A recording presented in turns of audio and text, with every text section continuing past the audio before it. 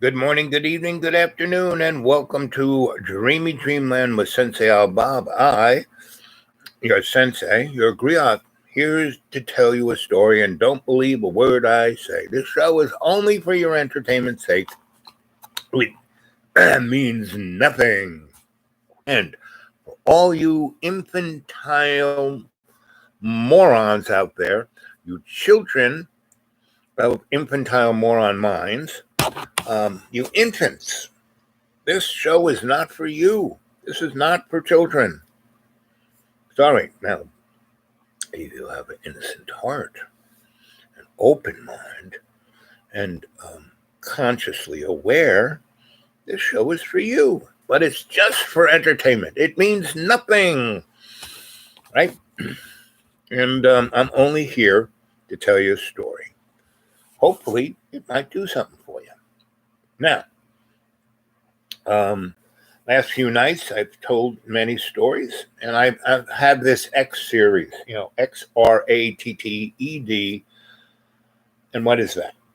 That's the name of my blogspot, XRATTED.blogspot.com. That's where my novels are. But Blogspot has been, I think, purchased by Google or somebody. And it used to be quite a nice little platform. It was real easy to put things up there, and it was easy to get at. Hey there, MJ. Good to see you, buddy. So tonight is a show where you can ask questions, and I will tell you stories about those questions. And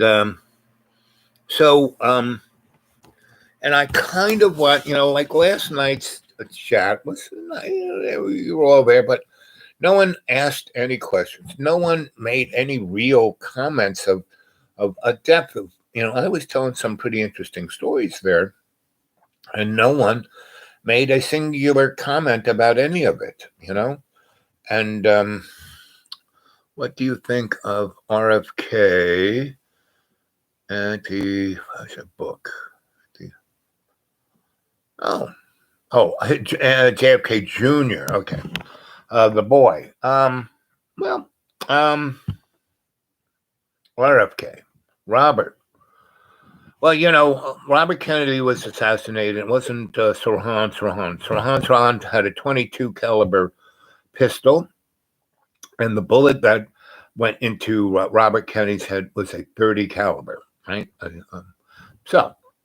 Right there. But no one kind of mentions it. Now, if you go online and look at, RFK's assassination, blah, blah, blah, there are a lot of, right? And especially the people, meaning that happened in Los Angeles or in California someplace, and there were a lot of really good people in the police forces and the ME's department and all that, and they put the worst people to investigate it, right? So it's a lot of, let's see, the voice was so soothing.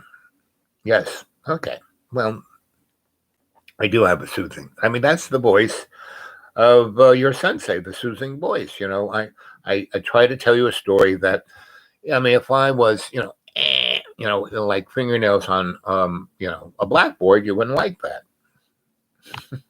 So, but I'm here to soothe what's ailing you and give you a story that goes into your superconscious mind and bangs around up there until it comes out as you thinking it, going, why I'm such a good negotiator, why I work for desperate lawyers, why I was in the corporate world and did very well, was that I could get people who were dead set against something to realize that it was in their best interest to sign the paper and have them think it was their idea to do it. I was really good at getting people to do things and get them to think it was their idea. Back in the day when I was shrink, I would just tell stories, right? I wouldn't be the shrink. I'd read their palm, I do their tarot cards, I do the runes, right? And in that it was the word purchase, right? Doesn't mean to buy something. It really means to open the door. And firemen have this tool that's like an axe and a pick and a crowbar. It's called an owl. It's all or it's everything, right? It's a fireman's tool, right?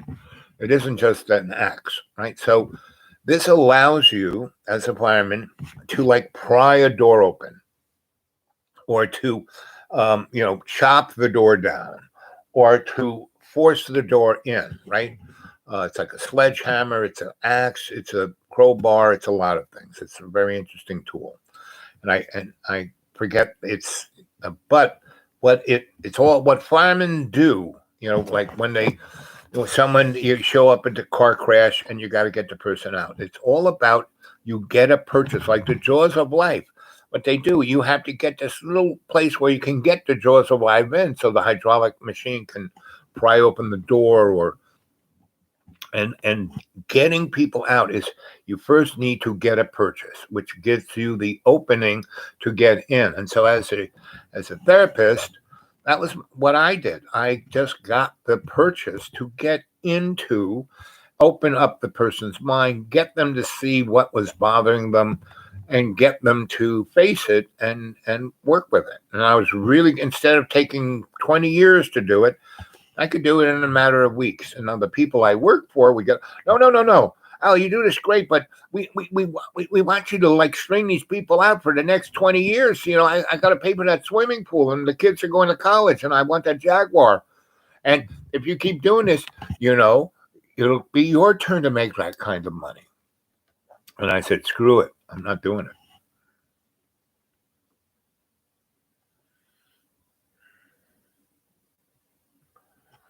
And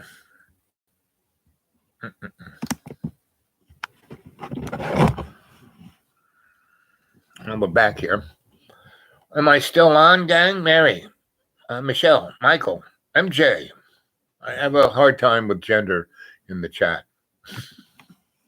Am I still here, or do I have to end this and start over again? So MJ, tell me about R.F.K. Jr.'s book. I don't think I read it. Let's see. Yeah, Corbett Report. I do like that. That bald guy in Japan, right? He's very good. I like him a lot. I like everything, how he addresses things, how he looks at things. Definitely it's his point of view, which is fine. And what I like most about him is he just puts it there in a similar way like me. Like I say, hey, don't believe a word I say. And, I just put things out in the story. But he does it very good at, he's a good investigative reporter. I mean, he gets the facts, as much as the facts can be in a world of, fake news. But yeah, I like him a lot. I'm a female. Okay. And MJ, we're all women, pretty much. And did you know that women are starting to reproduce? The female species are starting to reproduce without male sperm. Did you know that? Now, there were certain species that did that normally, but it's starting to spread across the species world. It's an interesting fact. I don't know what that means, but it's an interesting fact. Let's see, RFK Jr. new book said Fauci tortured kids and beagles. Well, any kind of condemnation of an individual, unless I saw it firsthand, I would not go. But energetically, when I see Mr. Fauci, I see something's rotten in Denmark. Don't know what it is. Now, I do know because, in New York City, I was the dude in the 70s when AIDS was rampant, right? And I had a lot of friends who died of AIDS because, I was in the theater world, disco world, the transgendered world of, what are those clubs that guys would dress up in evening gowns? Which those clubs were way fun up in the West Village and up in the west side of town, and the whole medical model did not care about people dying of AIDS until they made that product that they could make a fortune at. Then they cured AIDS, right? But up until then, didn't matter, because it was drug, and the biggest cause of AIDS spreading around the world was a company that made products from blood, and they used anybody's blood, and that was the biggest spreader of AIDS, was of those blood products, right? The transfusions of and not just blood, but blood products,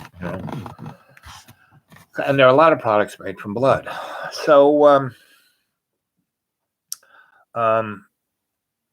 so that's the Kennedy, who's an anti-vaxxer kind of guy. I mean, yeah, the whole thing about your health is that you have to be, doctor, heal thyself. Everyone has to be their own doctor. Everyone's different. Medicine, I used to work in the medical world in apparatuses. I used to install CAT scan machines and other X-ray equipment and other stuff. I was the Cinecam guy. They had this X-ray machine that back in the day anyway, they used to have a like an X-ray TV, so doctors could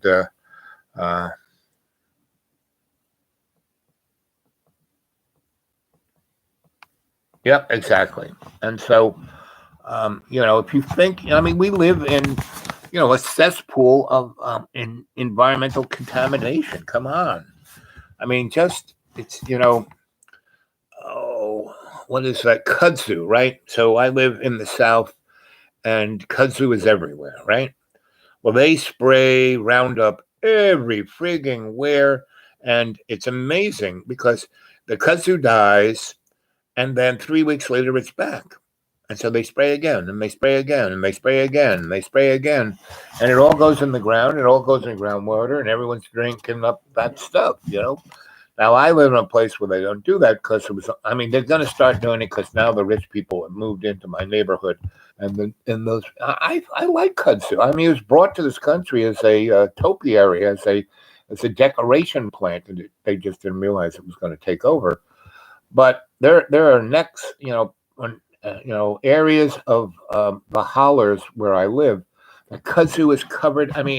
It's grown over houses and every telephone pole and every tree, and yes, it can kill everything, but it takes a long time. And like in my neck of the woods where I am at, in my woods, I have basically the woods biome and I get along really well, and so there's lots of mushrooms. There's lots of that underground World Wide Web of the mushroom phyla that basically is the controller, the nervous system of the forest. And basically, I've gone and there are areas in the forest that I live in that I have taken the dead wood and put mushroom spores into it, and I basically have acres and acres of every kind of healing mushroom they are. And mushrooms are very, very good at healing. And so I, in my 10-mile radius that I've done this, and I didn't do it all over the 10 miles, but it's amazing. You do a little here and a little there. All of a sudden that World Wide Web of the mushroom is everywhere. And it has kept the invasive plants away. No one had to spray Roundup. And around me, there are certain places where the kudzu is growing, but only where it looks pretty. It's not like, killing things. It's like in its place. And that's like the homeostasis of the planet. And that's part of the problem of the human species, is that our ego is at a place where it's causing disharmony, pretty much, no big deal, it's not a big deal. If we cause disharmony enough, we will just not be here. And yes, Big Pharma makes billions. We spend more money on medicine than the rest of the world combined, close to $2.8 trillion a year, right? And we are number 48, meaning Cuba is number 8, meaning we are 40 below Cuba, right? And we do everything we can to crush them economically yet. And they send more doctors off to help other people around the world than anybody else. And there are other third world countries that have better medical because they have to, because they have no money to heal you once you get sick. So they have to. When I lived in Brazil, for the level of poverty that's in Brazil, they had a really good health system because they realized it. And COVID is really doing a job on Brazil because they wouldn't even let their good medical system take care of it. And the interesting thing is, you hear about, oh, you have to get the shot. No, I got the shot, no big deal. I'm like in my 70s, and I'm in that place where demographically, meaning all they had to do when this thing came out is, first off, when they knew it was coming, like in December of 2019, all they had to do is tell everyone. And China, there was a Chinese holiday, and everybody who had been working all around the world went back home to China, right? And when this thing was popping up, like in November and December in 2019, all they had to do is say, okay, for the next few months, we're not going to go to China and we're not going to let China come to our countries. And that would have slowed it down really. And that's, at that point, that's when you can. And then there was a guy, when you get pregnant, you go to the pharmacy or the supermarket and you get a pregnancy test, and the girl pisses on this little stick.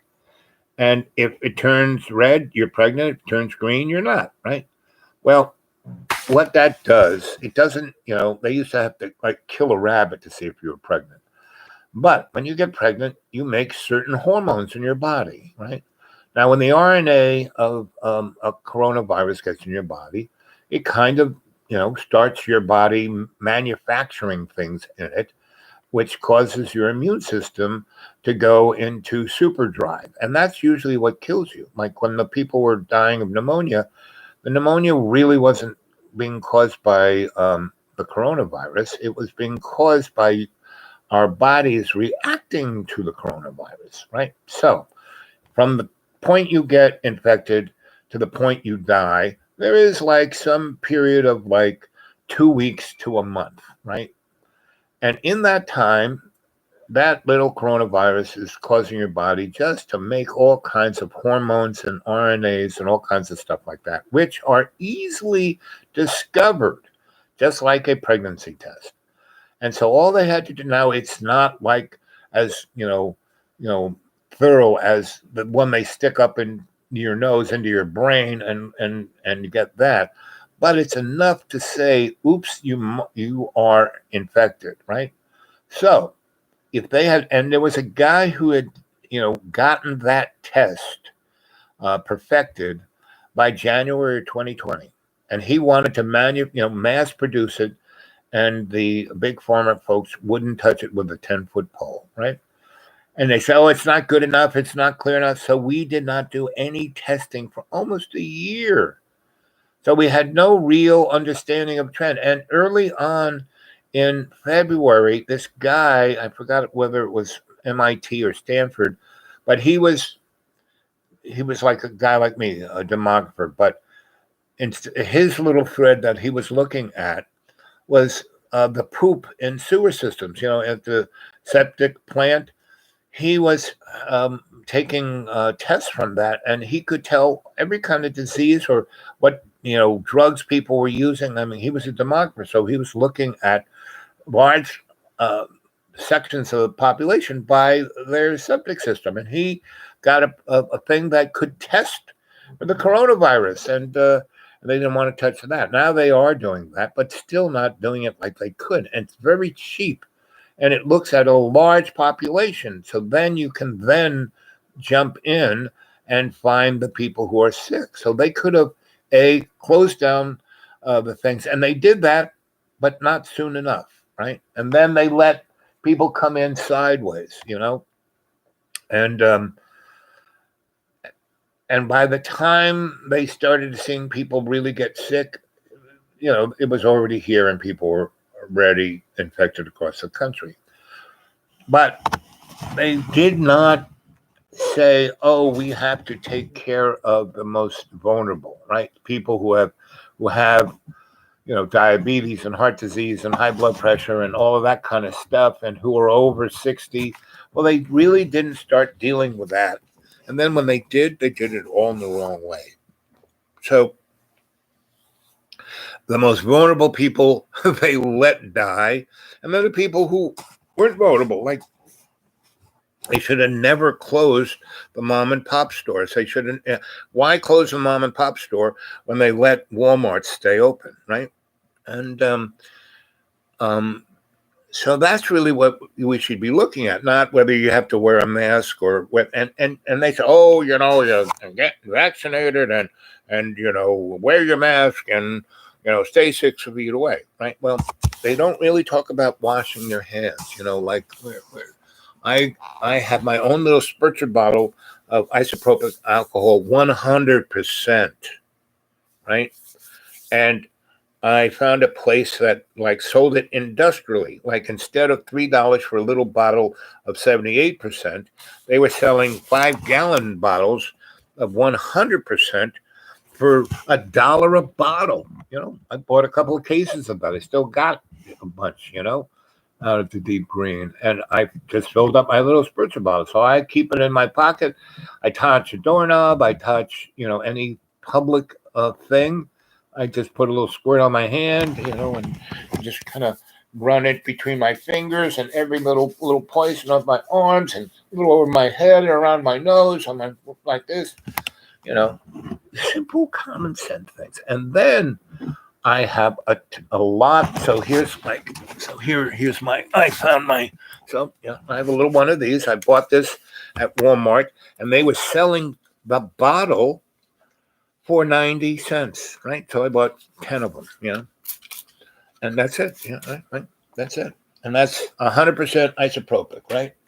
And I did this, and between my fingers, and the top and the bottom, top of my head, all on my face. And, every time I touch a public thing, I do that, If I use sit on a toilet, spritz the seat, rub it with a paper towel, spritz it again, sit on it, clean myself off, spritz my butt, pull my pants up, and so, I probably eat maybe, I don't know, 10,000 milligrams of vitamin C every day. I take, zinc, D3, vitamin K, and these are all very cheap. Walmart sells a big bottle of D3 for like $4.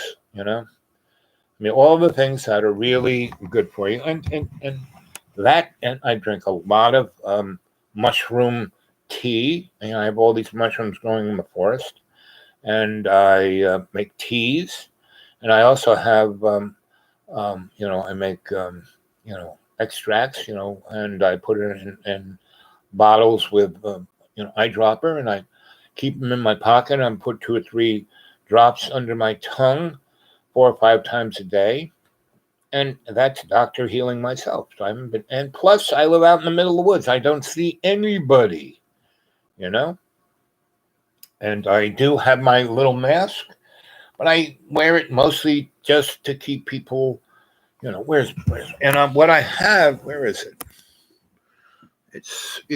They sell this thing, really. It's for women who have big hair, and it's like a bungee, but it kind of where is it? And they were selling them. One day I walked in there and I saw these things, and normally it's $5 for 2, but they were on sale, 50 cents for 2. I bought $10 worth of them, and I've had them ever since. And they can pull right over my whole head and cover everything. And they're really pretty colors. There's leopard and tiger stripes and red, super red, and orange and green, and one with little leprechauns, and so I got a whole bunch of those. And those masks, and I can. It's about when you stretch it out, it's that big. So I can pull it up here and then pull it down. So I have a double mask, and it covers everything very comfortably. All instead of that cardboardy thing on my face and it covers my whole head. So there is no edge where shit can get in, right? So let's see. Nazis killed. Well, first always you do make one. Yes, right. Powerful. Yep. Code is a gain function. Tricky way to allowed. Yep. Mm-hmm. Now, the thing about any of this, like when I tell stories, right? And I was telling the story about Buzios and building the disco and working for Jabba the Hutt and the Nazis and the whole thing. And last night I stopped at where I was going into, the rainforest in Brazil, right? And I might continue that story. But all of this stuff, if you are your own doctor, and my 3 rules, right? That first of all, my life, right? I am here to, in every day and every way, take the piece of the air, piece of the air, piece of love, and make it stronger. And by me doing better and better, not trying to do, but doing better than better. And I am always better, but I'm not perfect because I can't be. And instead of like in Christianity, they want you to be Jesus, perfect. Well, no one can. But you can be better than your worst self. Good thoughts bring good words bring good action, good ideas bring good actions bring good outcomes. Most people worry about crap, are anxious, and think really bad things. And then they say really mean things. And then they do really terrible things, and they get really not the best outcome, Nationalist socialism. How'd that do for Germany, And they ended, basically, the end of World War II, Germany was left in in rubble. Nazis win the war, and the Vatican, puts them all on. All you have to do, you want to know what happened, just read Stan Lee's comic books, the Marvel comic books of Captain America, the X-Men, and all the others are exactly what's going on.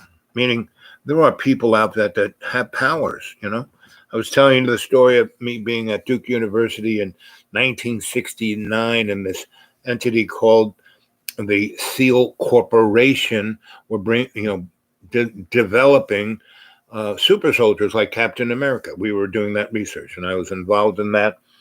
And then, oh, by golly, by gosh, the Navy has this, very amazing group of men and women who are called SEALs, SEAL teams. And if you want something done, these people go in and do, who are the guys who went and got Salman Obama, Larry? They got Larry, the SEALs went in there, right?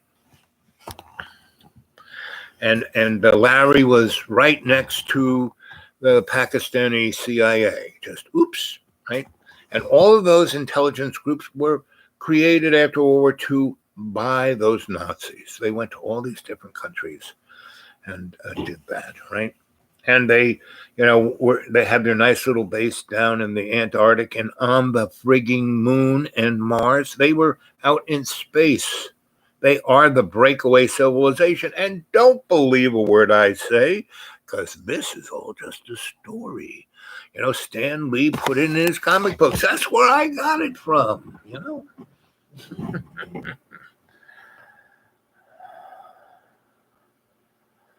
Yep.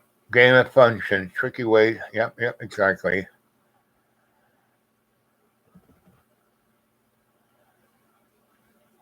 So I got vaccinated because I'm my 70s. I'm not getting pregnant. I'm not having a baby, in my it's not coming out of my asshole, and I only have, I've already died 6 times. My warranty is waning. So I'm, and these last 3 weeks, up here, and I went to all my good doctors, and they were like, my bone doctor and my podiatrist.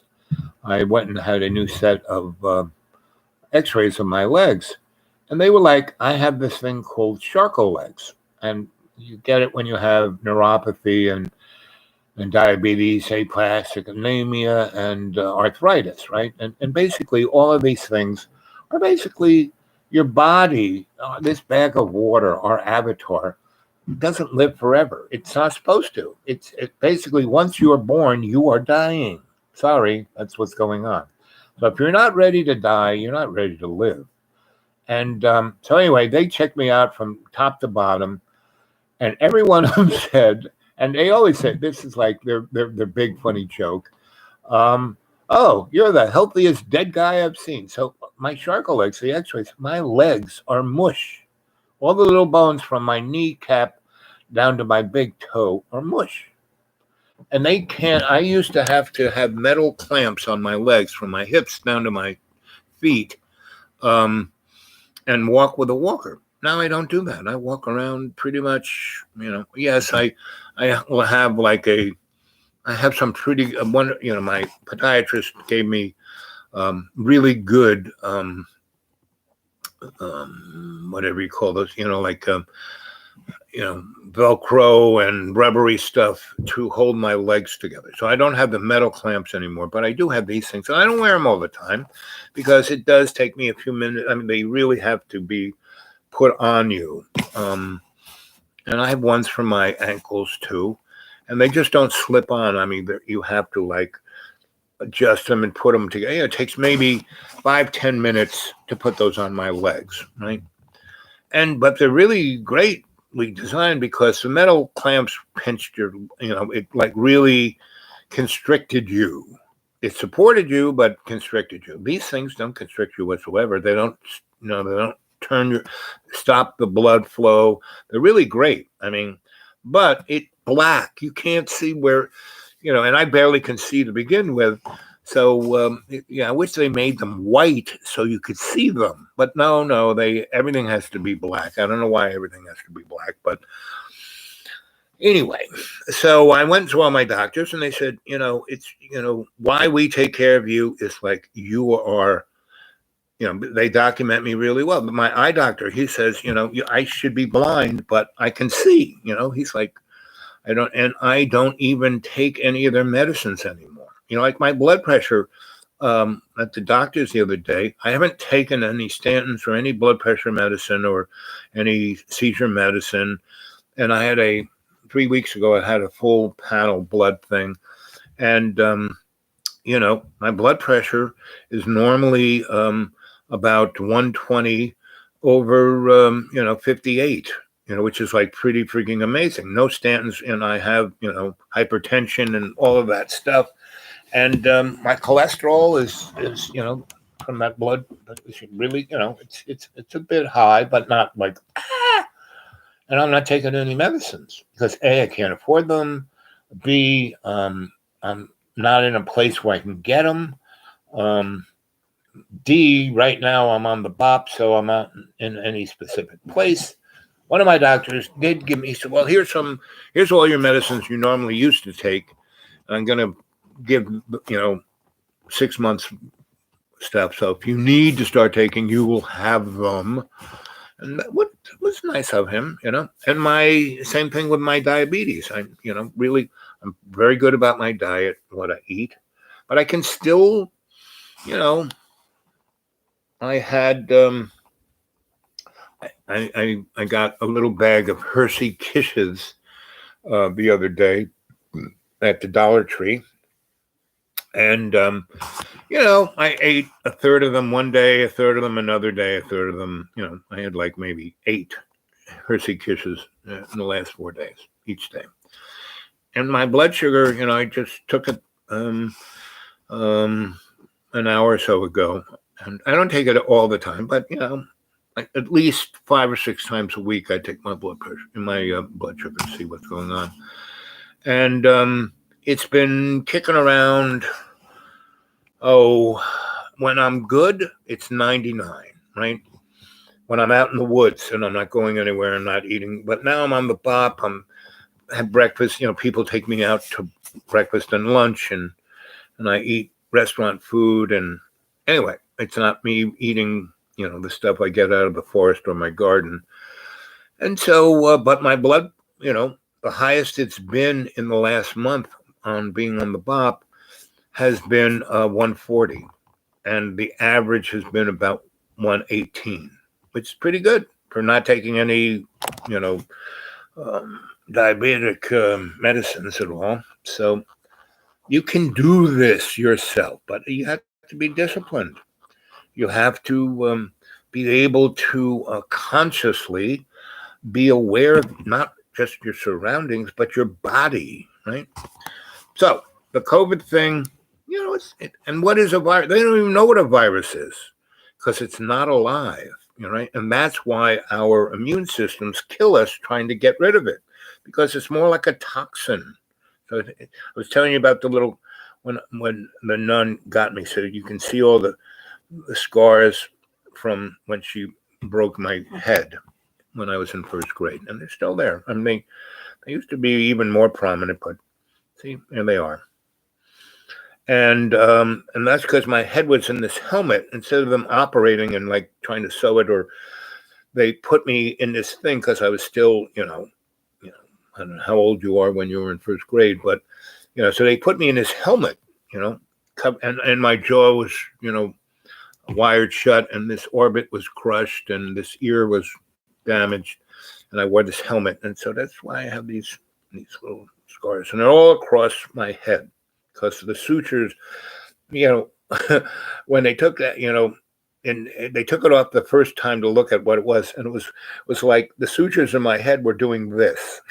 One of them was going this way, and the other I was like the San Andreas Fault, and they had to like push my head. So I've had some pretty interesting issues with my health. I died when I was born. My mom's, umbilical was trapped around my neck, and the doctors were trying to pull me out with salad tongs, and they were about to pop my head off. And this, female doctor, which was like an anomaly, and she was specializing in infant trauma. And I was being traumatized by these doctors, and she pushed them out of the way, stuck me back in my mom's uterus, turned me around, undid the thing, took me out, clipped the sucker, and said, "Clean up the woman," and took me back to her little laboratory and put me on a drip of her jungle juice, put me in to not only was it a incubator, but it was also the environment was sealed, and I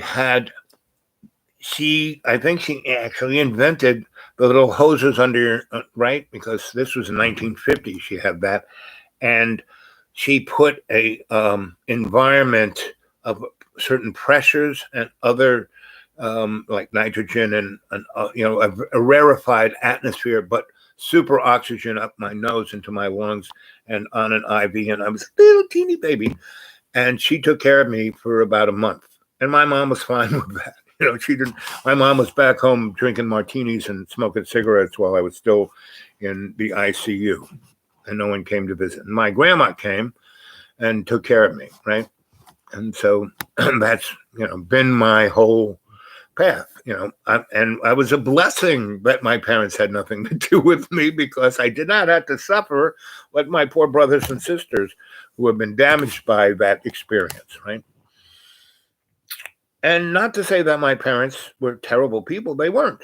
They were just the average sociopaths that our present culture abides in. Everything. We live in a sociopathic environment, right? And unless you're really lucky or really blessed, or have a good sense of humor like me, you're going to be damaged, right? And pretty much everybody is.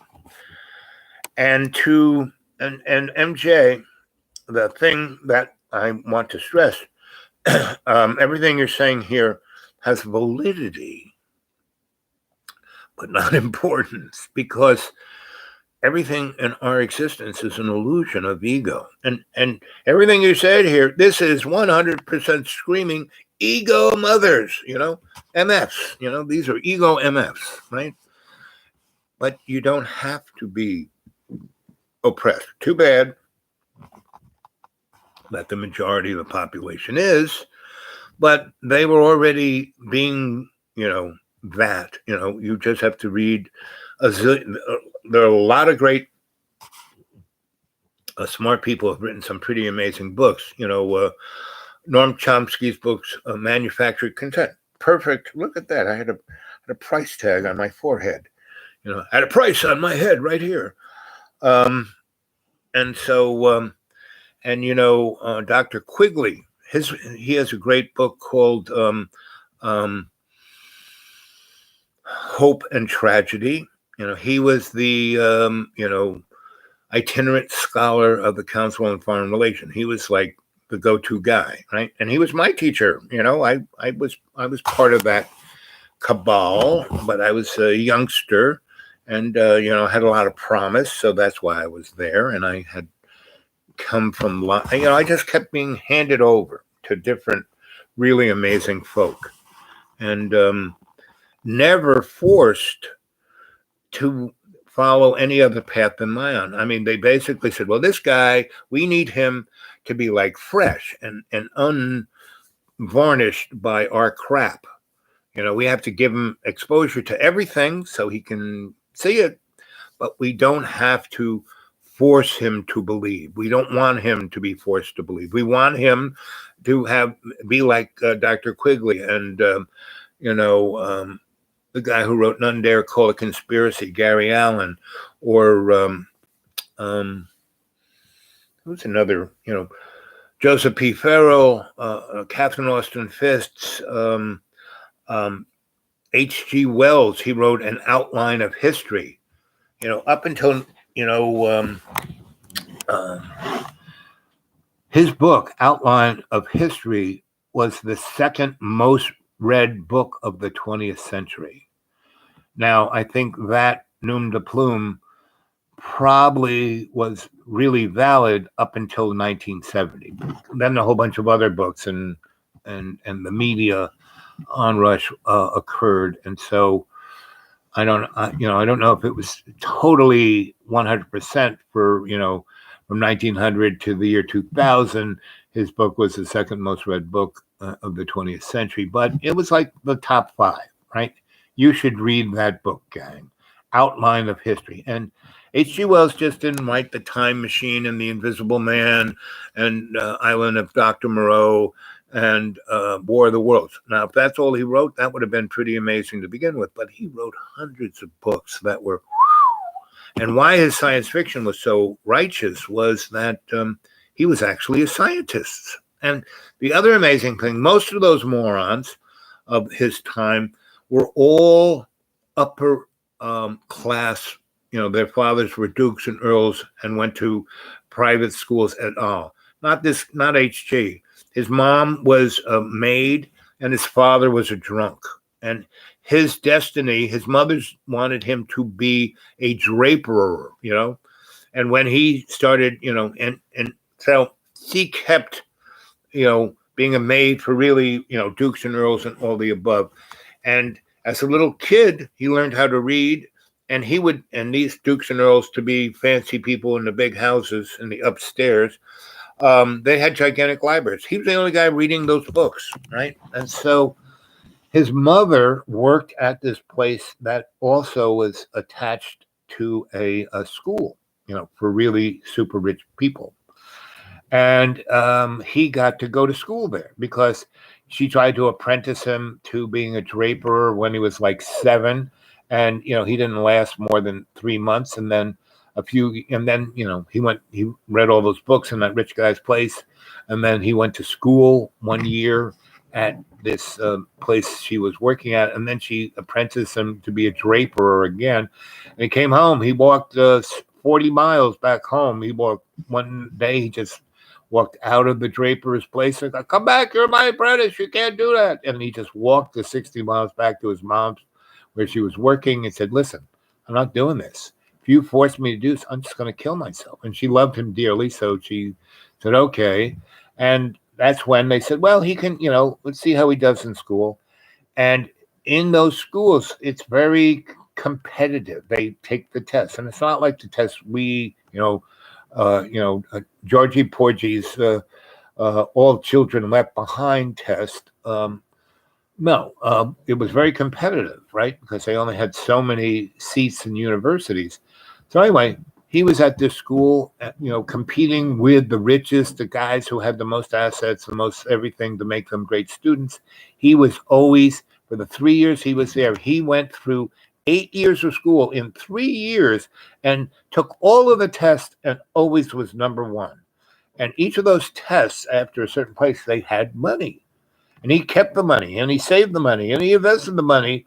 And the last big test he took and he won was, a thing to go to college. And the college they sent him off to was a science college. And so he graduated in, instead of 5 years, he graduated in 2. And he had his degrees, not one degree, but degrees in science. Chemistry, engineering, you name it, he had it, right? It was like me. He had more degrees than a thermometer. And then he started to teach. And they paid him just a meager amount, but he had a place to live. And he fell in love with, and he was a horny dog, and he fell in love with his cousin. And she was kind of an open-minded person. Her brain was, she wasn't a dummy, but she was still a very Victorian young lady, because this is still the 1880s, 1890s. And so he marries her, and she doesn't want to have sex, but he's a horny guy. So he stays married to her. He tries to do the right thing. He's got this thing, but he is writing. And his first book is A Time Machine, right? And so he gets it published. The guy goes, "Oh, this is a good book." And the publisher basically says, "I'll give you £100 for this. And that's it. I'll give you the £100, and then I'll print it up and I'll put your name on it. If it sells big, it'll make you as an author, but I'm just giving you £100. But in those days, like in I think he wrote that in 1895 or something, or maybe 3 or 91.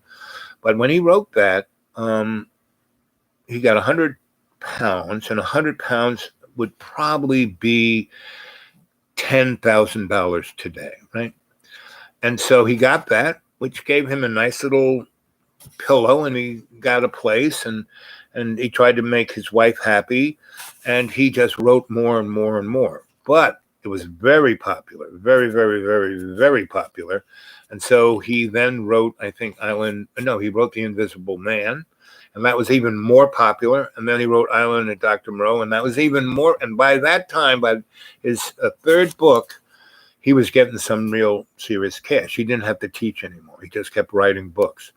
But he was also writing treatises and journals and scholarly things. And his most successful, most read book, the thing he made him a rich man in like 1910, or maybe even before then, sometime between 1905 and 1913, he wrote Outline of History and did it in 1 year.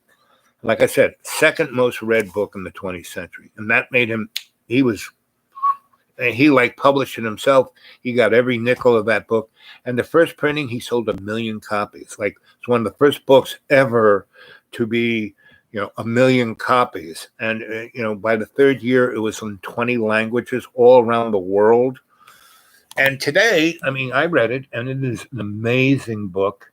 And today, it's like no one even knows it exists. I try to teach, when I was doing research and I was in universities, and I'd be there for more than 6 months. They would say, "Hey, listen, we need somebody to teach psychology. Can you teach?" "Sure, I'll teach psychology. Give me $100 a class. Give me an office, no problem."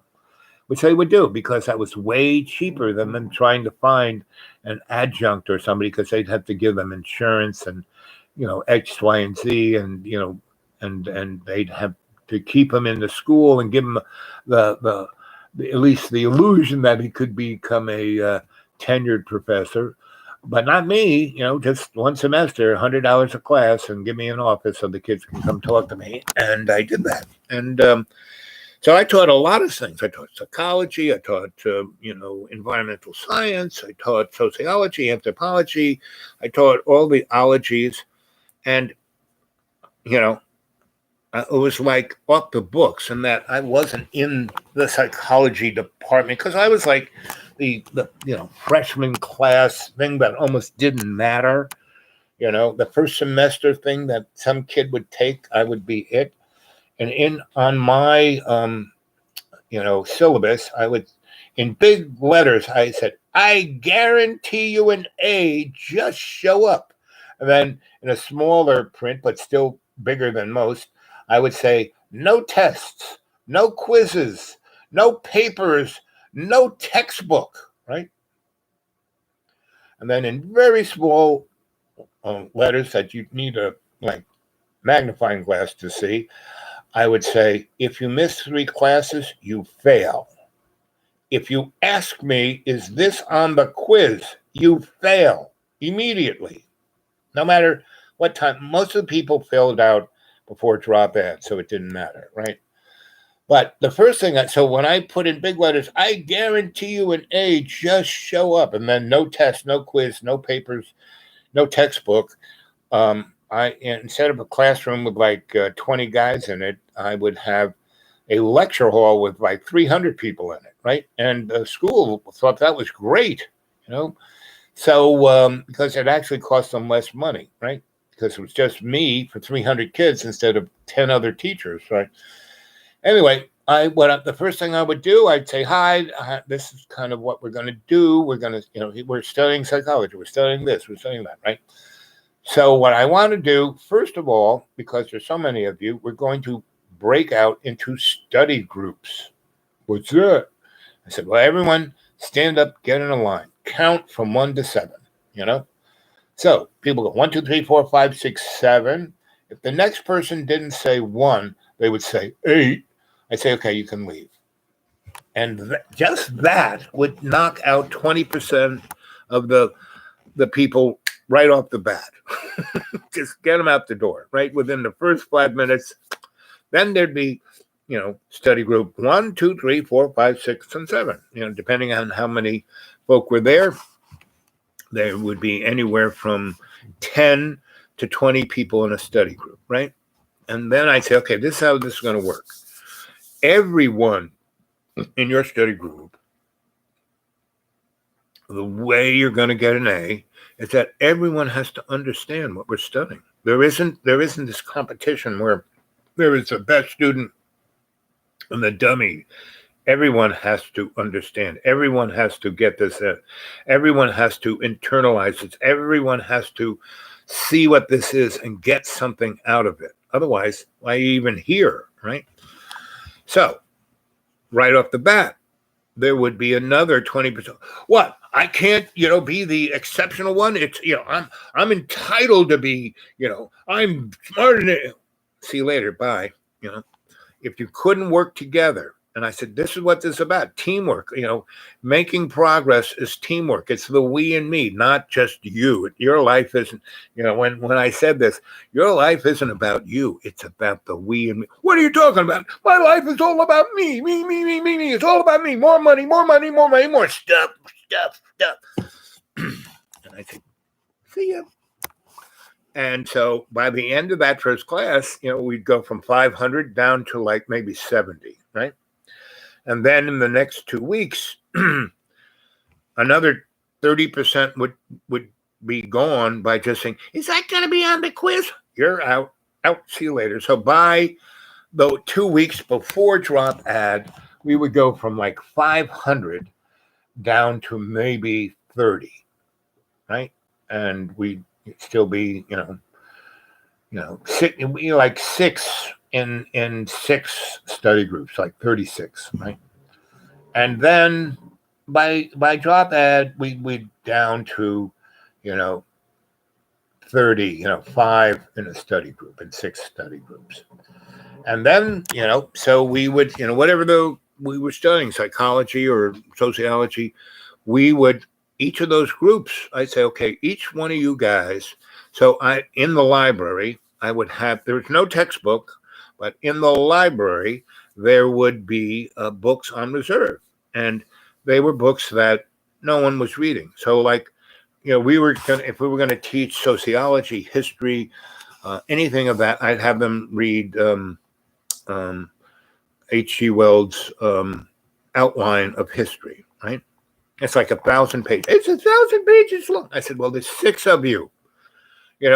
One guy or gal read 100 pages, another one read, kind of do it. This is a team sport here, and then, the last week before drop ad, we would get down to maybe 20 because at a certain point, I can't, okay, bye. So we would get to 20 people who were like, those were the 20 out of the 500.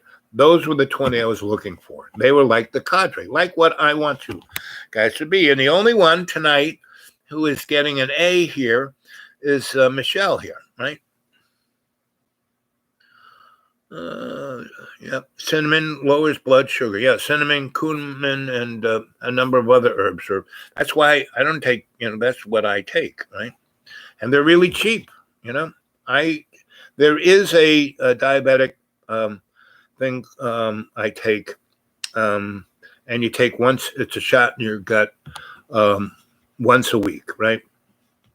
And but it costs $1,800 a frigging month, right? But because my body, the doctor who said, let's try this, because they tried to put me on all these other diabetic drugs that were like, I couldn't take them. They were like killing me, And so this one smart doctor said, let's try this. And I'm on this board where we're testing this out, and I'm just going to sign you up as a lab rat. And so he did. And that was like 4 years ago. So it was really good the first year and a half to get my blood sugar down to a nice homeostasis. And I lost 100 pounds.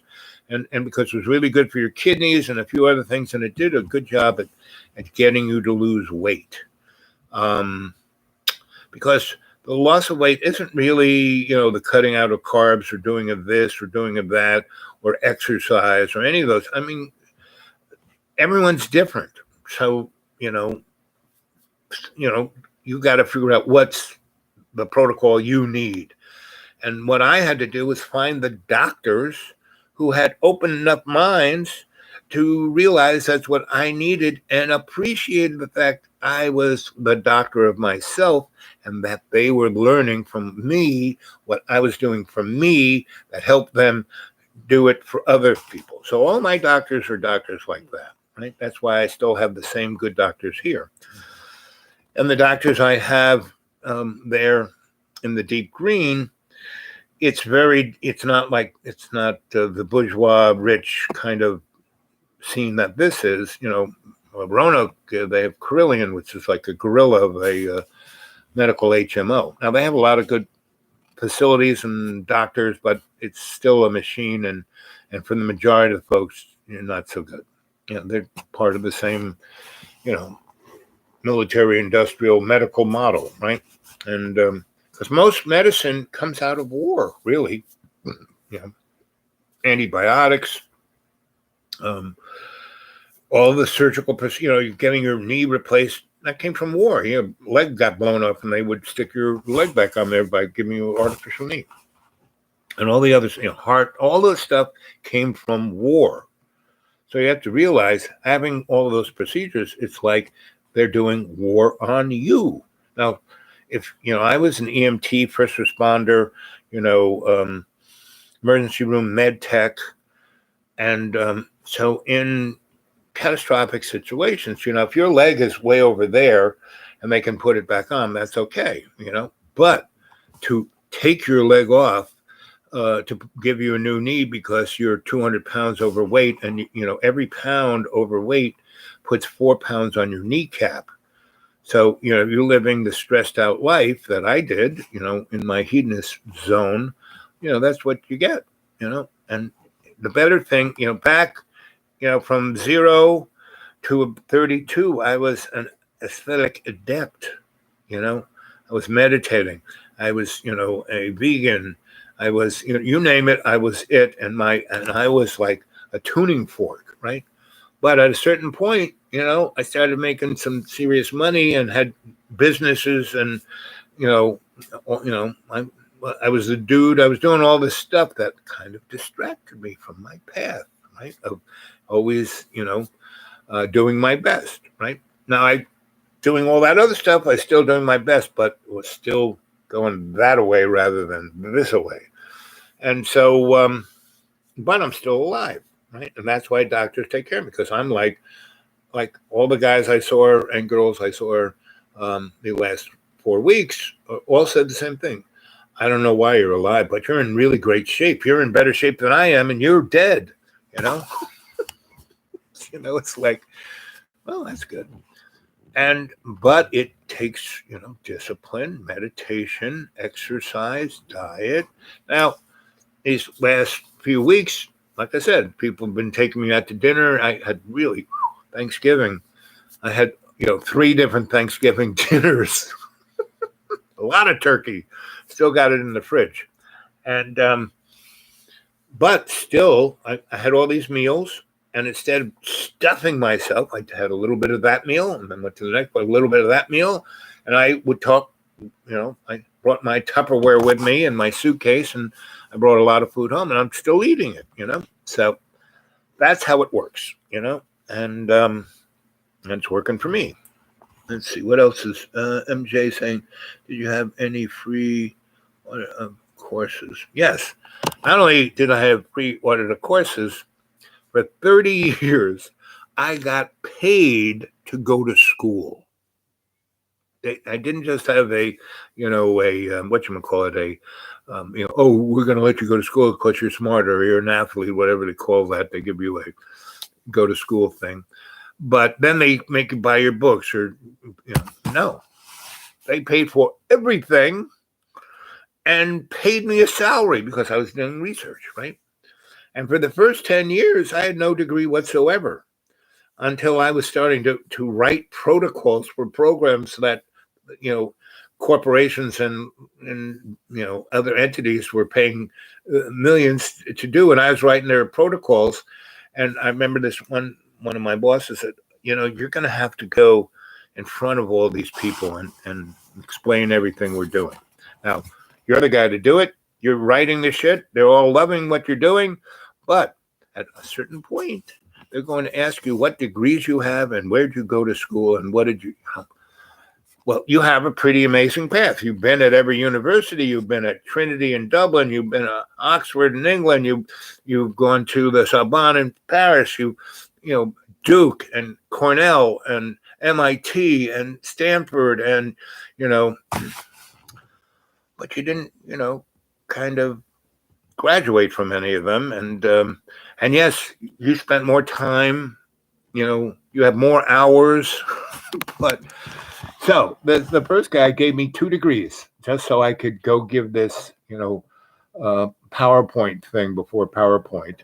And, he gave me, undergraduate degree in electrical engineering and another one in master's in social work. So, because those are the 2 disciplines that I was using to write this protocol.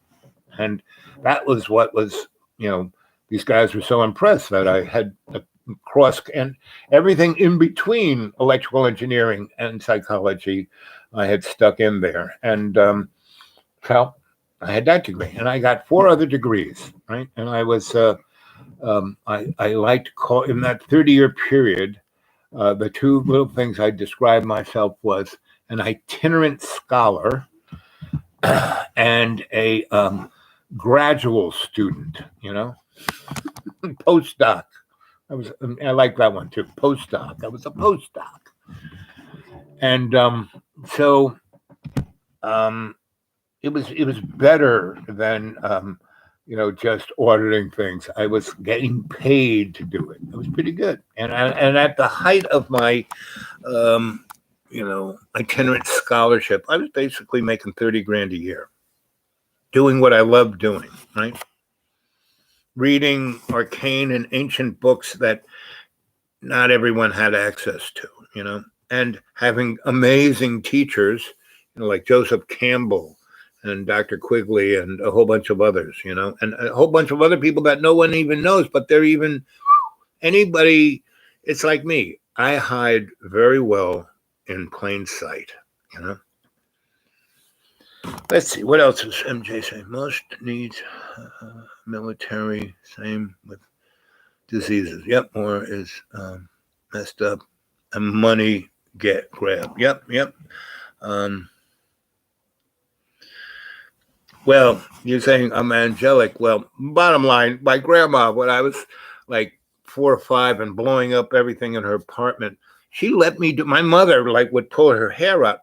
My grandma realized there's no stopping this boy. So she took all of, and my grandfather was he had one of the first TVs. He had this really great TV. The TV tube was that big, right?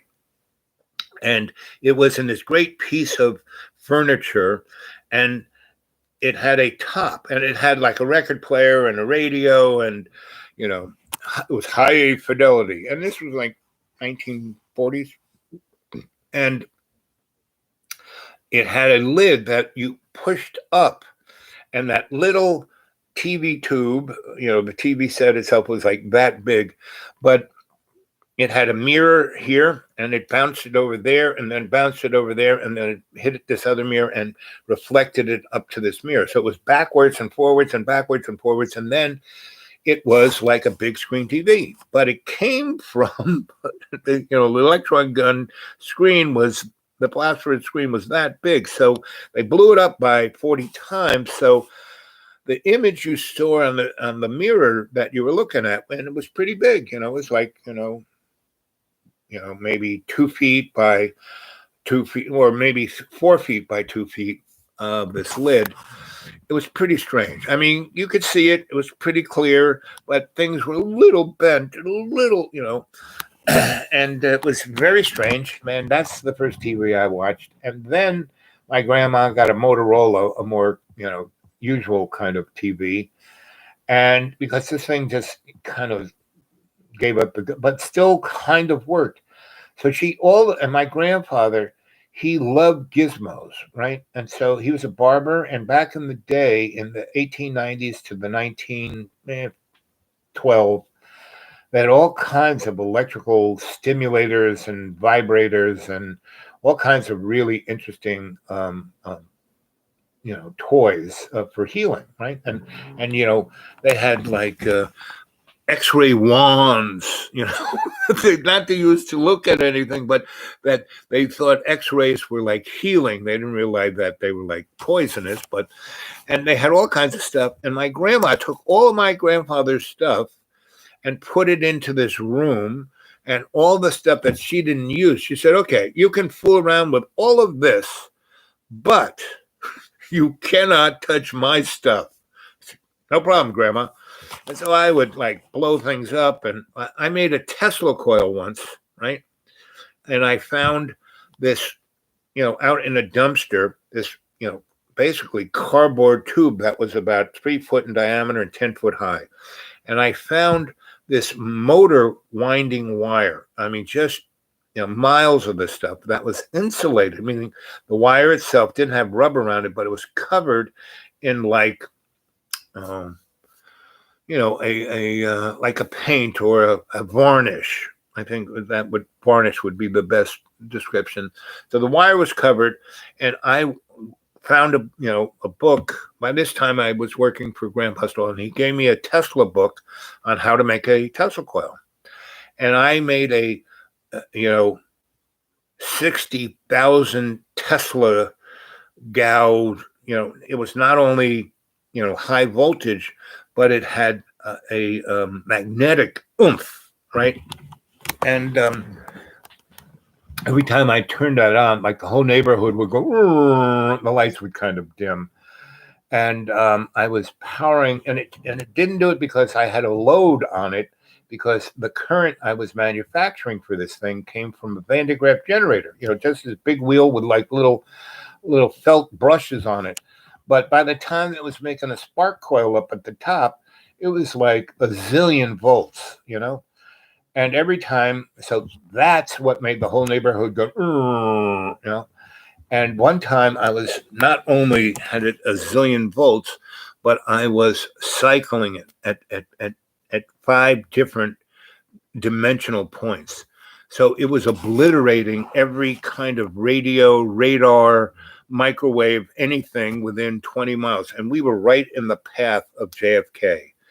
And I was fooling around with this thing, and because it was making my spark do all kinds of crazy things, right? And so I was like, I'm playing with this thing. And I was 10 years old when I built this thing.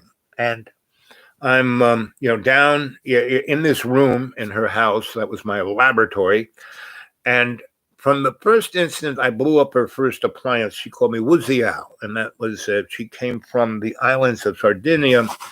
And in their lingo, Woozy Al, it's not really Italian. Their lingo was a little different, meant little devil.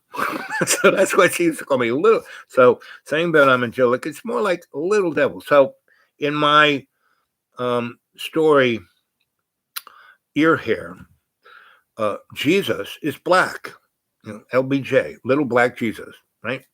And because, Jesus, that's like he came out of North Africa. Of course he's black, He wasn't like the Jesus you see on Baptist, Jesus books, where he's like whiter than white, blue eyes and long, flowing, beautiful brown hair. No, he had an afro, blacker than black, brown eyes, flat nose. That was Jesus. And so in my Ear Hair, basically, Satan and Jesus are twins, right? Identical twins. Satan, leathery skin, horns, and hooves. Jesus, little Afro guy, and little, so LBJ and Stan, right? And they are twin brothers. And as twins, one pops out first and then the next one comes. Well, the difference between that little gestating period of, instead of seconds or minutes, Satan came out maybe 500,000 years before Jesus showed up, right? So that's the two characters. And they're not antagonistic. They love each other and they're brothers, and they, so that's Ear Hair. And that's just one little portion of the character story of that whole novel.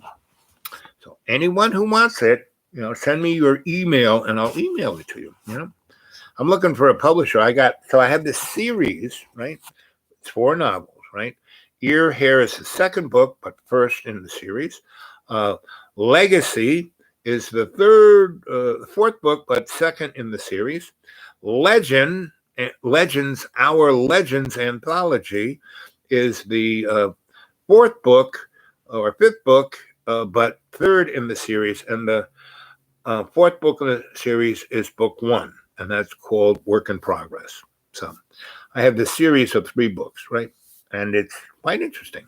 And it's really, when I give the, hey, thanks a lot, I'm going to give it to H.G. Wells and saying, after reading the outline of history a zillion times, this isn't a copy or even close to what he did, but his reading this book was the inspiration of that. And I have a good friend who's a published author and an editor.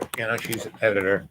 And she is definitely a girl of logos, and she basically and other people have said me this over the years have said to me, your writing is amazing, but it's like James Joyce on acid. You know, you're never gonna really get a big audience here. And every time I try and read it to you over the the the YouTube over each live chat, the powers up above cut it off. Right? I don't get to read more than a page. And you're having a hard time connecting here. And bingo, it's like out the door. So angelic, what it is I serve love's co-creation. That's what I'm here to do, right?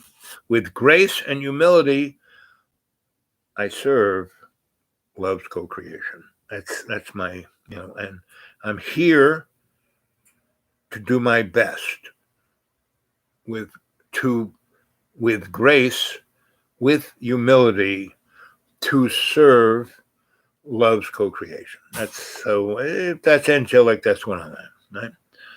What if CBD 19 eugenics? Well, I mean, they've been screwing with eugenics forever. So, I mean, we are a lab experiment. The Anunnaki, we're their high school lab project.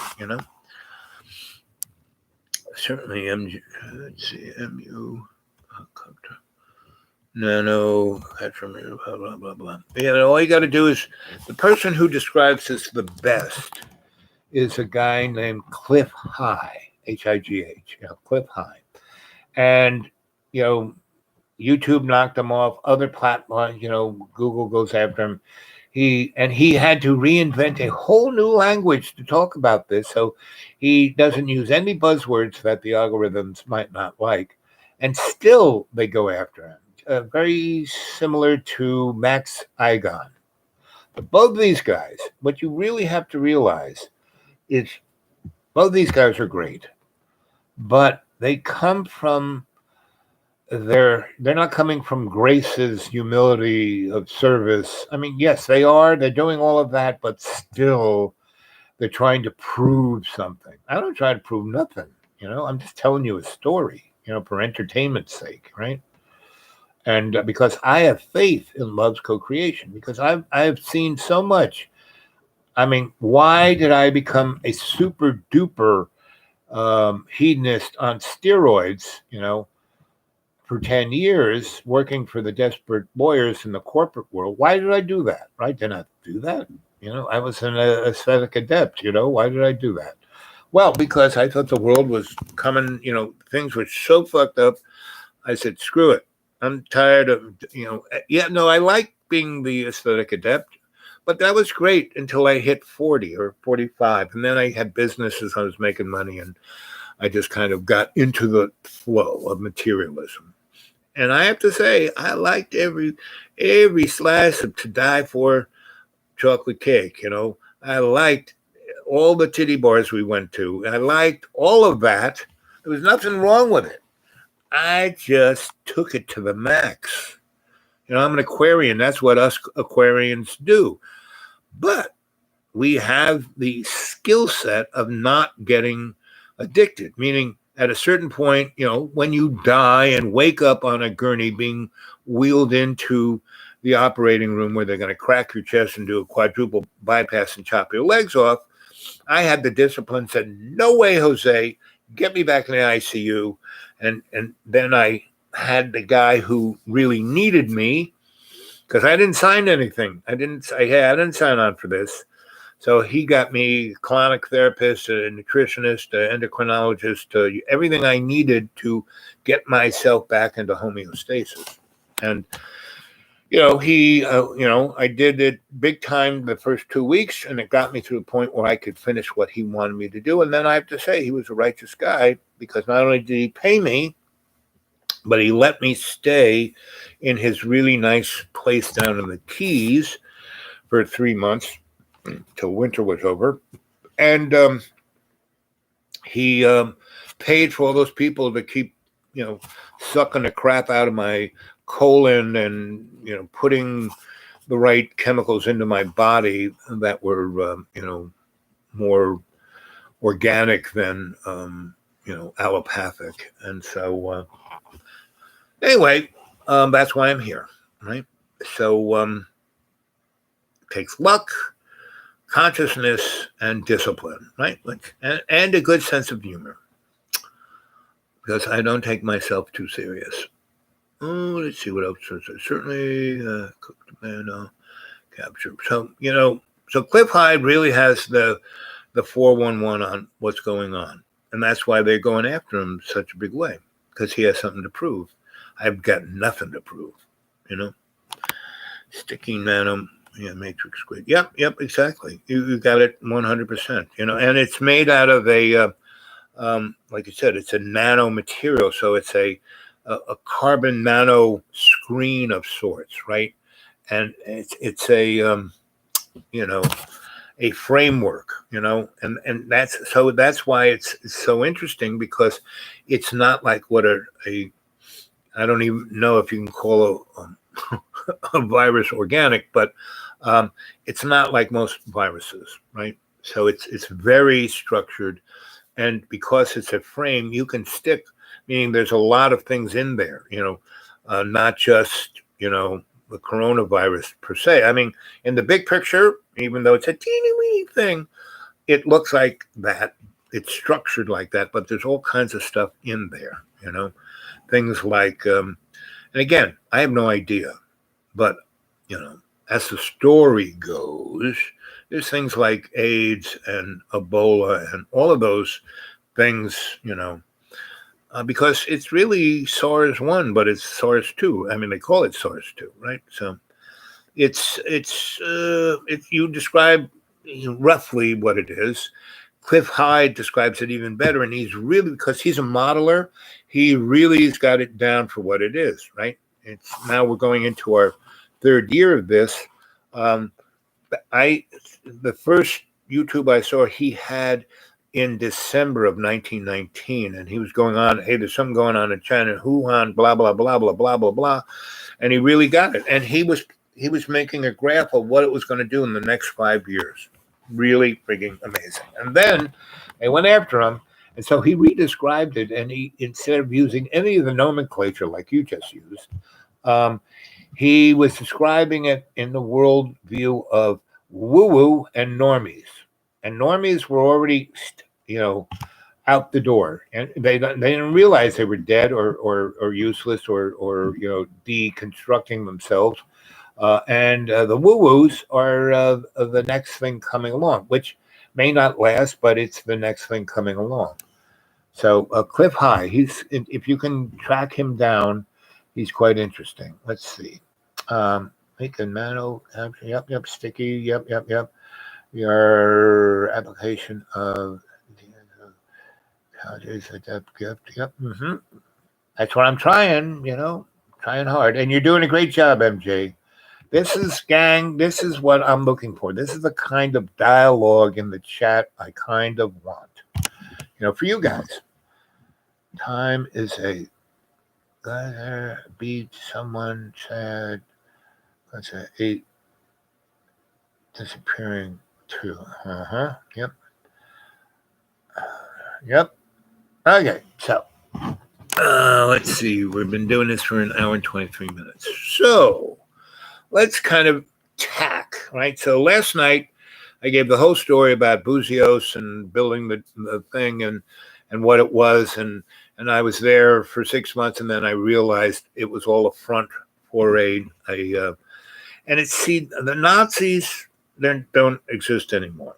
They were just a stepping stone. And that's why, Stan Lee's version of Hail Hydra is a really good little example of what's going on. And his 3 Captain American movies, like the first one showing, before World War II and what they were doing. And that's why they had the concentration camps. And that's why they had all the Jews, because genetically they were probably the purest race. The Nazis are looking for the pure race. Well, that was the Anunnaki, and because they weren't even Jewish, and those guys were running those camps, right?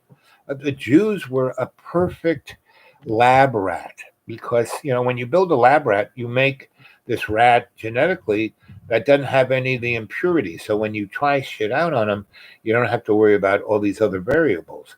And that's why they had all the Jews there, because they were a thing they could play on. And also, because of, the, you have to realize that the Hebrew, why is the Torah a roll and not a book?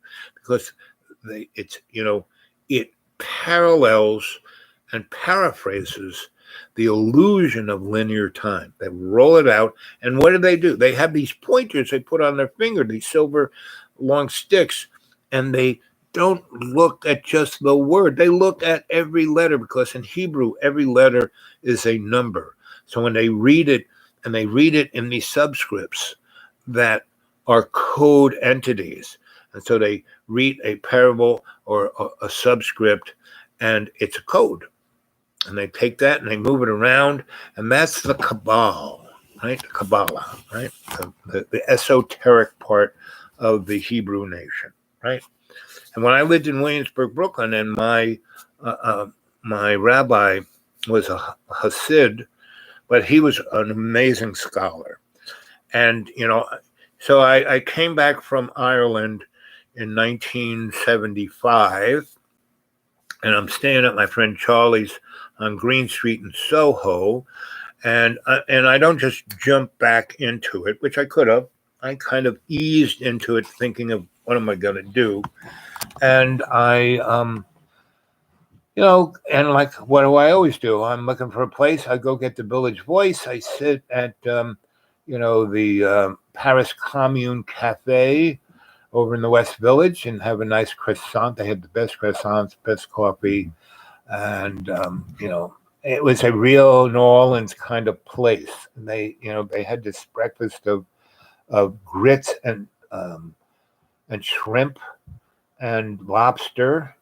And it was stuffed in a big croissant that was baked and then put under a garland. So it kind of was crisp and toasty, and really super creamy fresh butters lathered on there. And then they'd stick the lobster grit shrimp in there with cheese, and then unbelievable. Best breakfast there is, right? And they had these great onion rings and great fried potatoes and salmon and a whole bunch of other capers, and just an amazing breakfast, right? And I would have that, and it was like $6, in 1975. I mean, just today it would probably be $100. But anyway, I would go over there, read the Wall Street Journal, and the Herald Tribune, and the London Financial Times, and the Village Voice. And in that, I would look for a place to live. And I'm reading, and I see the lofts, big lofts in Williamsburg, Brooklyn. I go, And my friend who owned, I would have my table, and they didn't have cell phones or even wireless phones in those days, but he would put a phone on my table so I could make phone calls.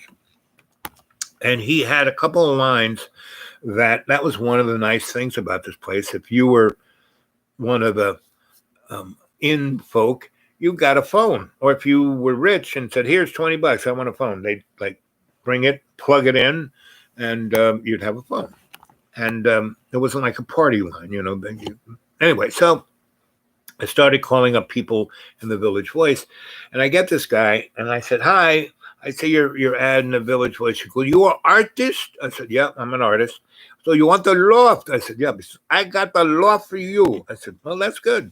How much? He goes, well, we'll negotiate that, but it's the loft for you. You'll love this. I said, okay, sounds good.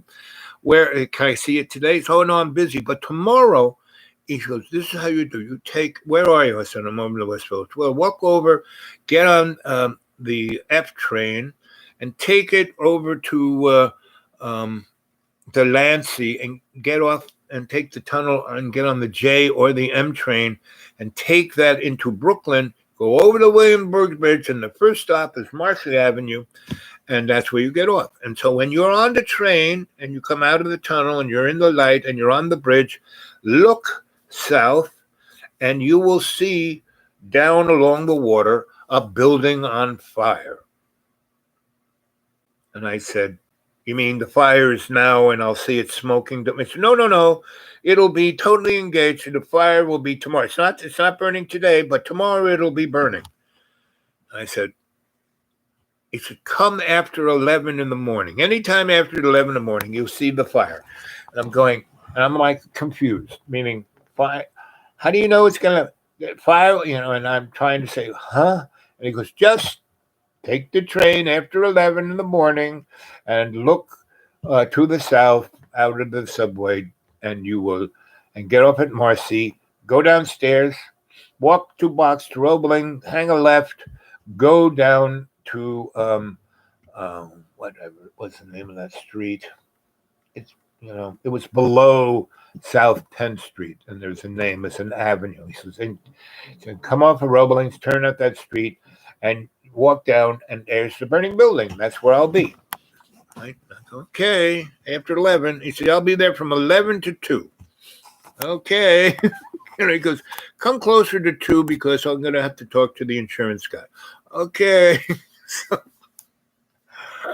I kind of, get on the, go have breakfast, and then walk over there. By the time I get on, the train, the F train to take me over to Delancey, it's maybe 11:30. By the time I get on the JMM train going over the Williamsburg Bridge, it's maybe, 12:40. By the time I get off and get onto Roebling's and head south 10 blocks, it's maybe, almost 1 o'clock. By the time I get to over there they were building this thing called Roberto Clemente. It was, maybe 1:10. And there's the building on fire. And there's a guy, big fat guy with a big beard like this, and the black hat and the black coat and the black pants and the black shoes and the white shirt and the vest and the payos and the whole deal. And so I go over there, Rabbi. He goes, oh, you're the artist. I said, yes, sir. And he goes, well, let me just finish up with this guy, and then I'll take you over to the building. I said, okay. I said, I'm glad it's not the building burning. And he laughed, and we walked about 2 blocks, and it's just a building that took up the whole frigging block, right? Gigantic factory building, right? And we walk in the middle, and there's a loading platform. We go up the steps, and there's this gigantic hole, no door. That's the elevator. I mean, you could fall in, but there's no protection whatsoever. And he hits the bell, and this, big bell rings, a couple floors up, and then you hear the motor go, and the elevator is not a box. It's just a floor with 4 steel beams on each corner that go up to 2 more steel beams and the cable, right? And there is this big black man, Kirby. And he goes, Kirby, it was our first artist for the loft. And Kirby looks at me and just kind of goes like that, doesn't say anything, doesn't shake my hand. He just kind of, and so the rabbi takes me up to the 6th floor. We get out. We go down this hallway. We hang left and go to another hallway. And there's a door that has a key. And he opens it. It's got a fox lock. So he opens that up. And we go in there, and it's a staircase up to another floor that's kind of over on that side. And we come out into a really long hallway. We go down a long hallway, and there's another big door with a fox lock, and we open that. And we come out into a loft that is 200 foot wide and 600 feet long. Gigantic, like aircraft hangar. It's 30-foot ceiling, and it's whoa. I said, this is a loft. He goes, oh, no. This is, you'll have to walk through this and see way down there, you barely see it. There is a fire door, meaning there's a whole nother building, right? And it's one of those big, heavy steel fire doors that's on a rail, and and you roll it that way. Anyway, so we walk all the way down there, and we roll, open that up, and there is this a loft space that is roughly 80 by 80, and it's got windows on three sides. One whole side is looking uptown. From you could see from the 59th Street Bridge, the whole east side of New York, the UN, World Trade Center, the whole thing, all the way to the Battery, and there's the Statue of Liberty, and then there's the Brooklyn Bridge, and there's Brooklyn, and there's the Watchtower, and there's the Navy Yard, and you can see all that. And then the other way was towards Brooklyn and Queens, right? So you had this amazing, not totally 360, but 290, right? So amazing view. There were 72 gigantic windows that were each about 6 foot high and 3 foot wide, right?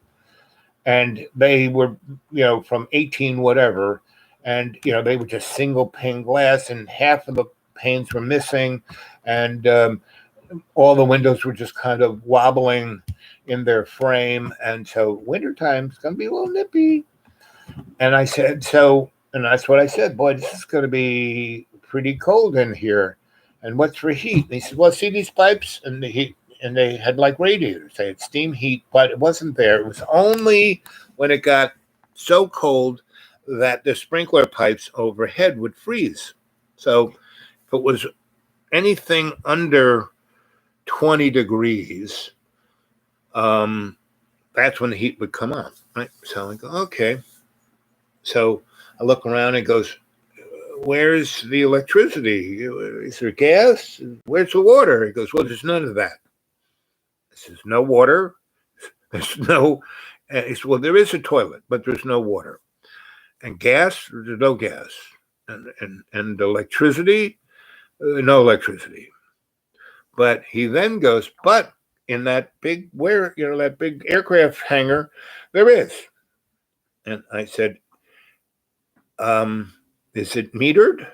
And he goes, he doesn't say yes or no. He goes, but there is gas and electricity. There is. Is it metered? There is. And so he's not saying that there's a meter. He's just saying it's there. And I go, okay. Is there water? Yes, there is. And I go, okay. He goes, you have to figure it out. And I say, so what's the rent? And he says, well, what do you think the rent should be? And I said, well, I'm going to have to do a lot of stuff to this place. It's out in the middle of nowhere. He goes, what are you talking about? It's one subway stop. Yeah, but it's, 20 blocks from here to that subway station. He goes, it's just 20 blocks. I said, there are no stores here. Well, there's a bodega on the corner. It's a really beautiful one. It's Cuban. And he's, when I say, well, there's not. Anyway, so we get to a point where I say, okay, I'm going to have to do a lot of stuff to this place. And there is no easy way to get here. I mean, look, we had to take the elevator and then, 2 Fox doors and 3 hallways and 2 staircases. He goes, but at the aircraft carrier, at the end, that big elevator comes up there. I said, why didn't we come up there? Because, well, no one ever comes up here. So you have to do something to the elevator to make it come up this floor. The wire isn't long enough. You mean the cable?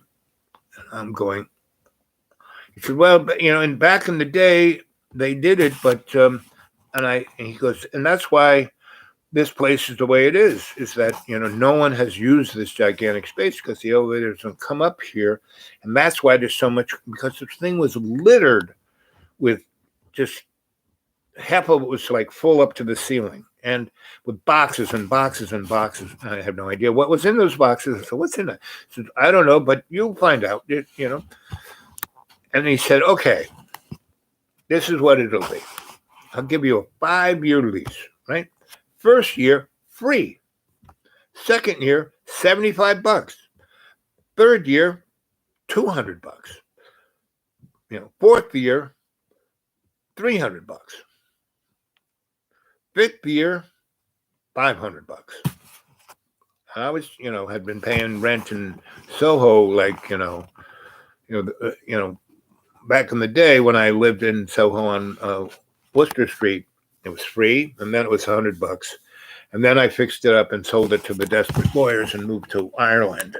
And they were paying $1,000. And I sliced my 7,000 square foot loft into 7 lofts. And the real estate company that owned it, they didn't even think anything could be rented. Anyway, so long story short, back in the day when we would do this, we would get these lofts for nothing and then slice them up and then rent them to lawyers and real estate people and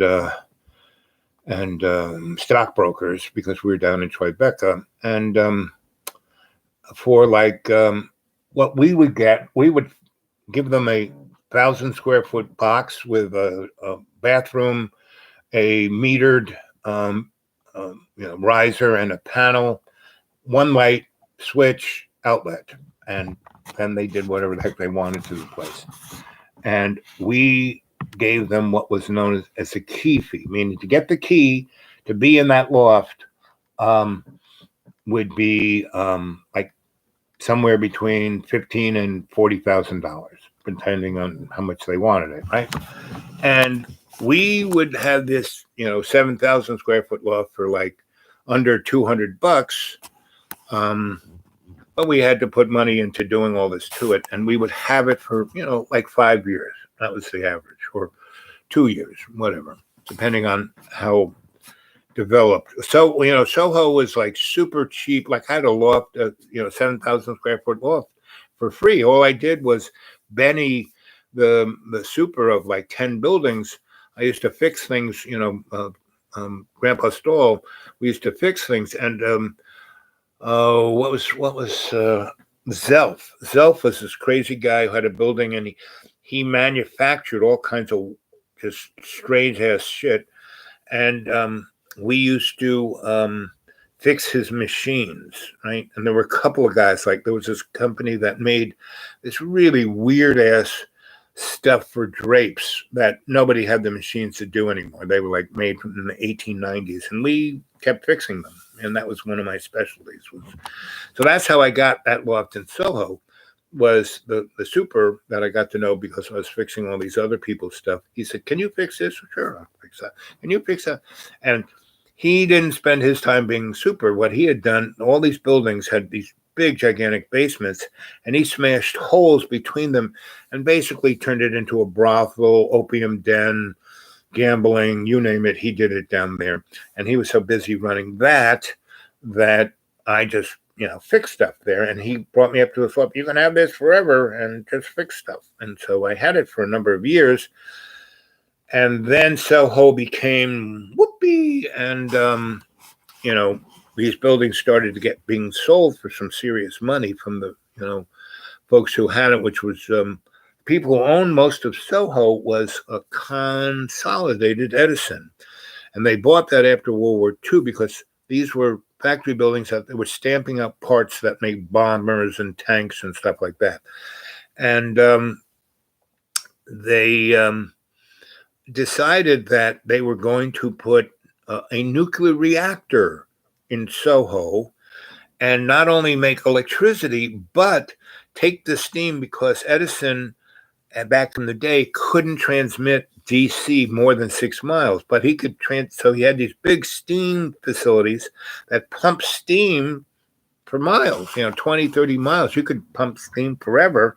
And that's why you see movies, or if you ever saw in New York in the wintertime, there's always steam coming out of the street, and it's from Edison steam. So they were going to build a nuclear power plant right there in Soho before it was Soho. And luckily, the NRC said, building a nuclear power plant right in the middle of Manhattan, not a good idea. So why don't you put one over there at Indian Point, right, about 50 miles away. So that's what that was. So anyway, that's why that neighborhood was like kind of in limbo for about 20 years. which gave us, the artists, the rights. And we went in there and rented those spaces. We did not, well, the one I got was like given to me for fixing things. But the other artists were, paying rent and paying electric bill. And a lot of those buildings didn't have AC and they just had DC back in the day, right? And I made a lot of money making rectifiers because the DC was the same DC they were using in the subway, so they didn't turn it off. They just kind of cut it off in these, at the lofts, and they would build these wooden frames around the cables, cut them off, and then put tar there so you wouldn't get electrocuted, right? So I found these big, long steel spikes, and I welded welding cable onto them, and I nailed them through the tar into the copper of the wire and connected them to these rectifiers that I made, and they'd have 100 amps, alternating current, right? 110. And so that's, where I became the cell hole electrician, because I probably did that for 100 different lofts, right? And, they had no electricity. They were never going to have electricity. And all of a sudden, magically, they had, and it was kind of free because even Edison wouldn't meter that. And even when Edison found that, they wouldn't get that upset about it because it wasn't like they were stealing the AC, they were jumping meters or doing any of that kind of stuff. So it was like something on the down low that even Edison didn't care because, 100 people doing that, not a big deal, right? If millions did it, but they didn't have millions of DC points of power. So anyway, but it did get me notoriety.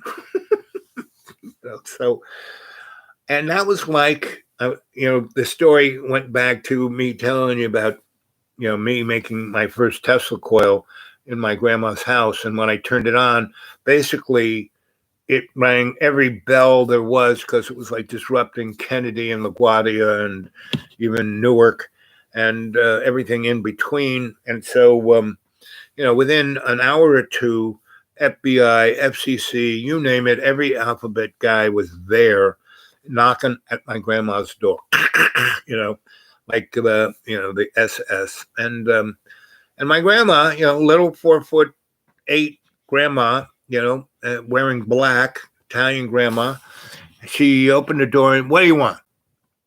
Well, ma'am, we have to come in. No, you don't. Let's, see the, you got a warrant. Of course, they didn't have a warrant. Oh, it's a national emergency and we're FBI. We're this, we're that. I don't care. No warrant, no through the door. And by this time, I turned my device off. And the guy said, in the truck, the signal's gone dead. My grandma said, see you later. Cloud. Boom, boom, boom, boom.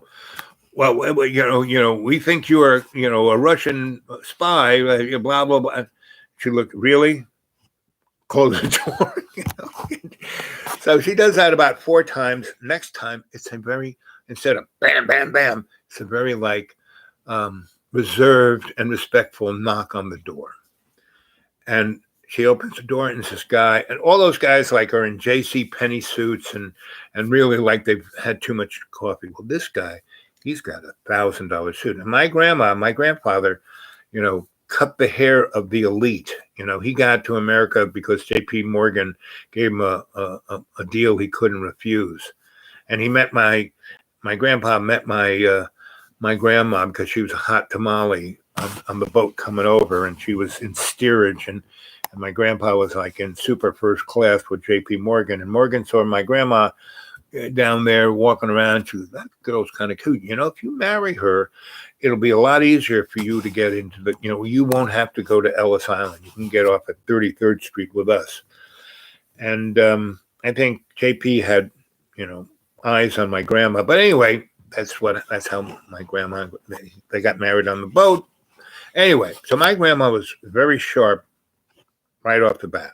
And so my really sharp grandpa, because he was a barber surgeon. He had his own thing going on in Rome. He didn't need to come to America, but JP gave him an offer he couldn't refuse. So anyway, that's where I came from. at least half of it. And my mom on the other side was super like Steinbeck. She was a Steinbeck. So John Steinbeck's my second cousin. He used to come to Thanksgiving dinner. He and I and Thomas Merton, because Thomas Merton used to date my mom, we would sit at the kiddie table because all my brothers and sisters who were teenagers, they sat at the teenager table. Thomas Merton and John Steinbeck and me would sit there. And one time it was John Steinbeck, me, Thomas Merton, and Werner von Braun. And they were all pretty baked and just having a great old time. I was about 11 when that went down. It was the first time I met Werner. I met him a couple of times through my dad. But anyway, I digress.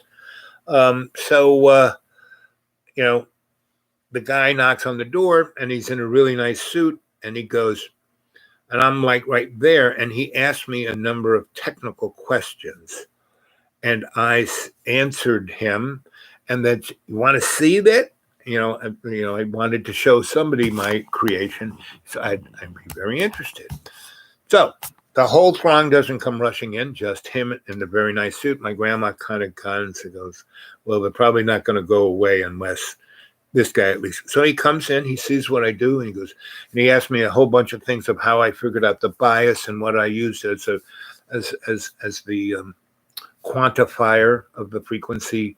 How are you cycling the, and he's how do you quantify that? And I showed him I had these variacs, and you were using that with how many Teslas? And I said, about 100,000. 100,000. Because you must be making a torsion field. So yeah, and it's in Gauss. It's like a 500 million Gauss. How old are you? 10. And where did you guys made this?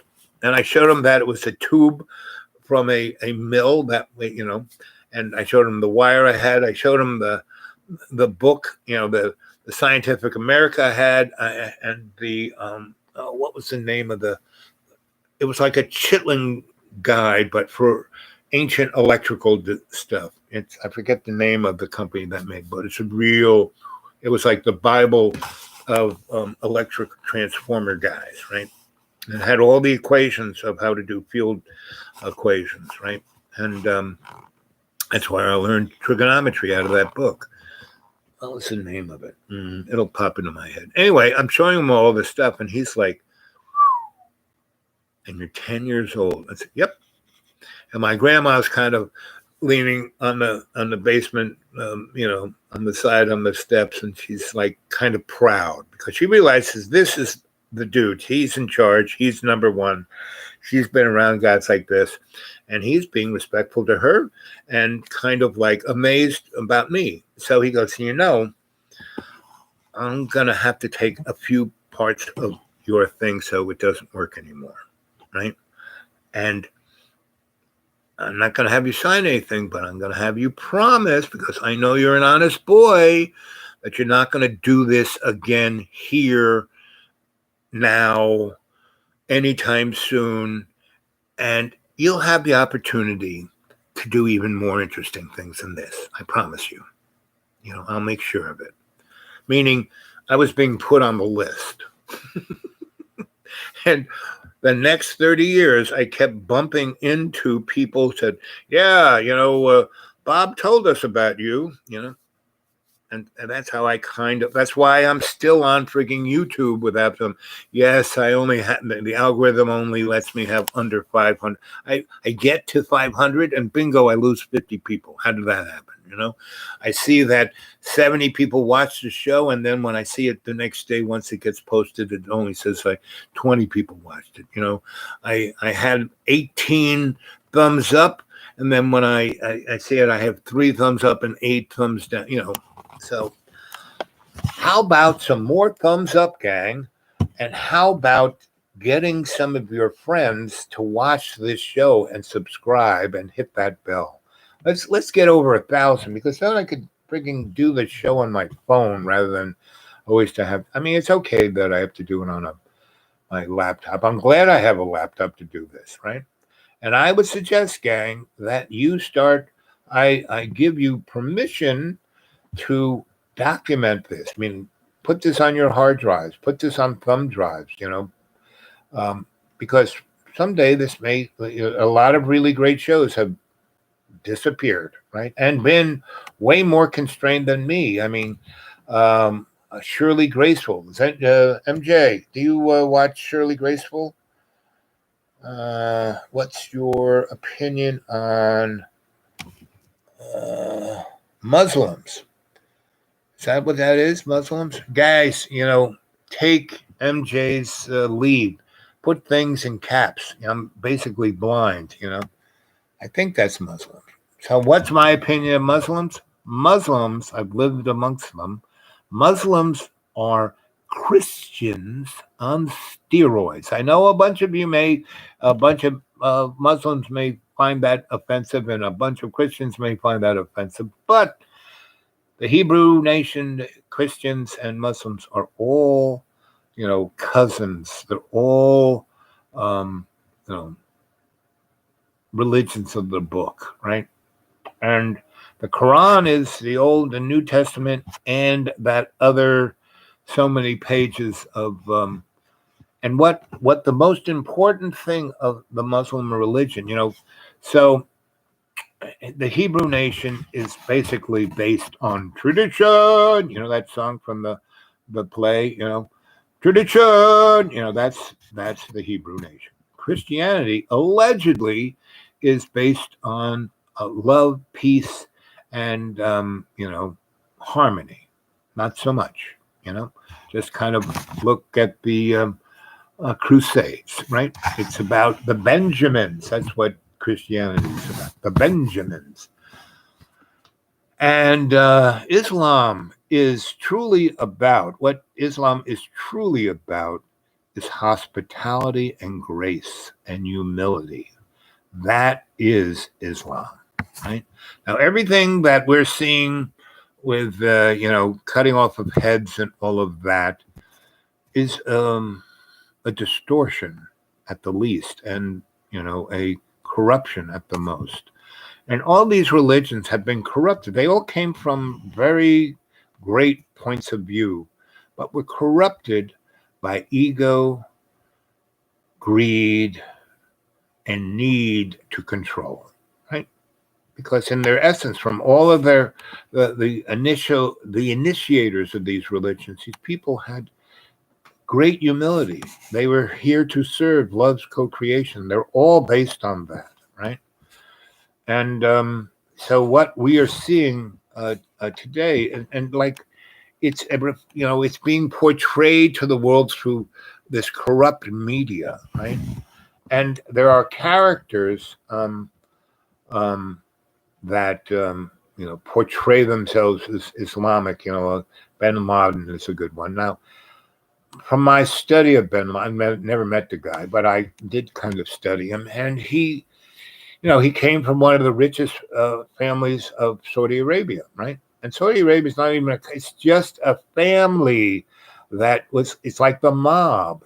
They have no real authority. It was only given to them by the English, just like the rest of all of those Dubai and even Iraq. I mean, Iraq was a nation forever, but it was a Persian entity, not this thing that it's now. And it's that whole part of, you look at all of Africa, right? And that's what the Middle East, it's Africa. I'm sorry to tell you guys, it's Africa, right? And if you look at all of Africa, any country, first of all, those countries have no validity because they were all from European imperialism, right? First off, right? All drawn on a napkin. And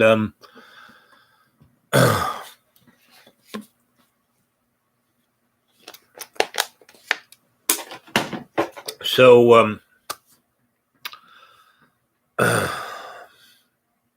it's all based on illusion. I mean, it really is. So all the wars, all of that. So you look at all of Africa, any country that has no resources whatsoever actually is doing pretty good. There are no wars, there's no catastrophes, there's no chopping off of heads, no, guys, running around with AK-47s, but every place that they have gold or diamonds or oil or whatever, exotic metals, that's where you see war. And so that's when you realize that this is all about, the Benjamins, right?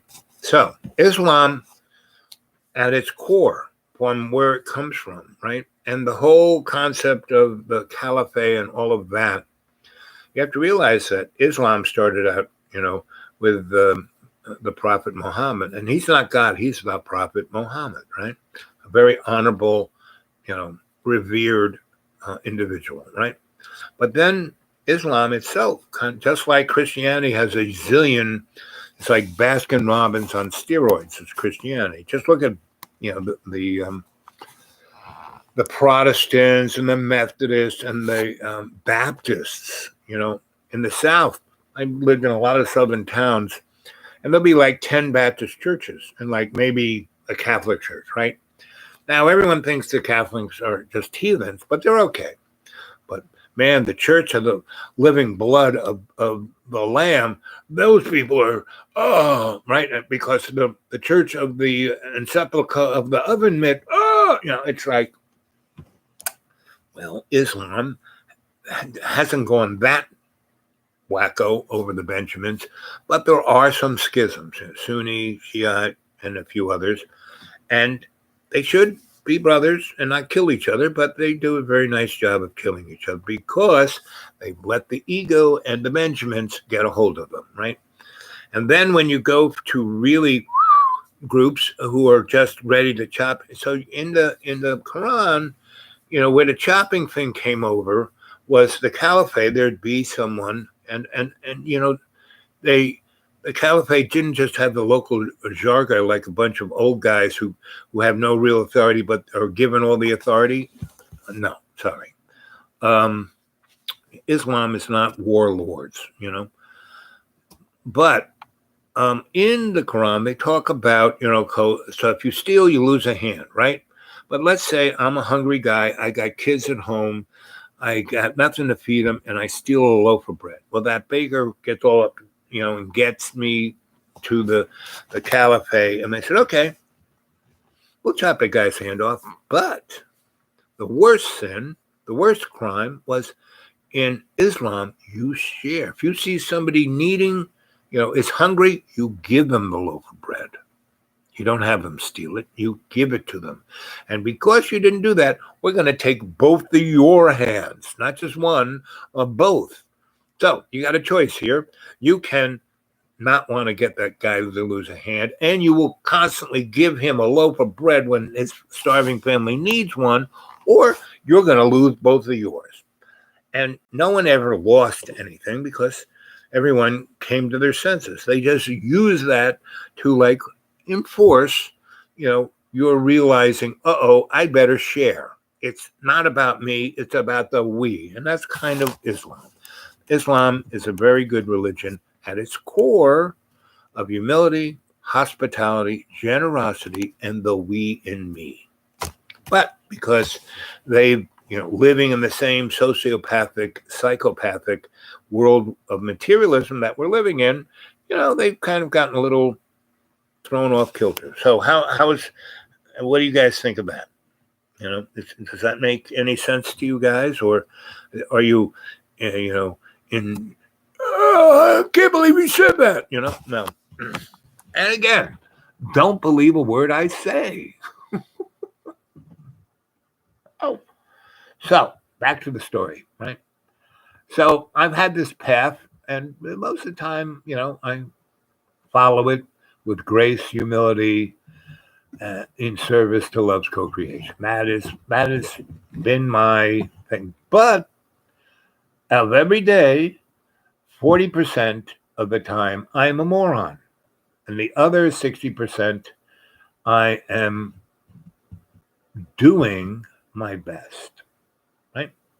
Now, the average human being, mud puppet, is 98% moron and maybe 0.06% trying, not doing, trying to do their best. saying, I'm trying to do my best. They don't do much of it. Me, I do my best 60% of the time. But I'm not perfect, you know. Anyone who's in this bag of water can't really represent perfection. Can definitely represent doing their best. You know, that's if everyone who was Homo sapiens sapien was doing their best, we'd have a pretty good world, right? Even if they just did it like me, 60% of the time and 40% being a moron, we'd still have an amazing place here instead of it still is an amazing place, but we're, screwing up pretty bad. So, anyway, we're going to tack a little bit back to Brazil, back to last night's story of me, going up the Amazon after I've spent a week purging myself of, cheeseburgers and Coca-Cola, and that they have done, stuck things up different orifices of my body and sucked all the crap out of me and put me into harmonic environments that kind of made me ring true like a tuning fork. And then I got on the, doctor's big yacht, and we went across this big lake and then up the Amazon. We got to a point when the fork in the road, this way was hell, this way was heaven. We went up to heaven after looking at what hell looked like. And we went up to what he called his ranch, which was like still bigger than Versailles and just gardens, but virtually everyone there was a genetically engineered individual. And he called them enhanced, meaning he didn't start with an individual and enhance them like the folks at Duke and the Seal Corporation were doing. These were manufactured creatures, right? And they were human, The sexy girls were, whoa, baby, and they were psychic, and they were pumping out hormones that just couldn't, any kind of guy, even a guy like me today, where my little Stan, just is tired, really gets a lot. It takes a lot for Stan to rise up, right?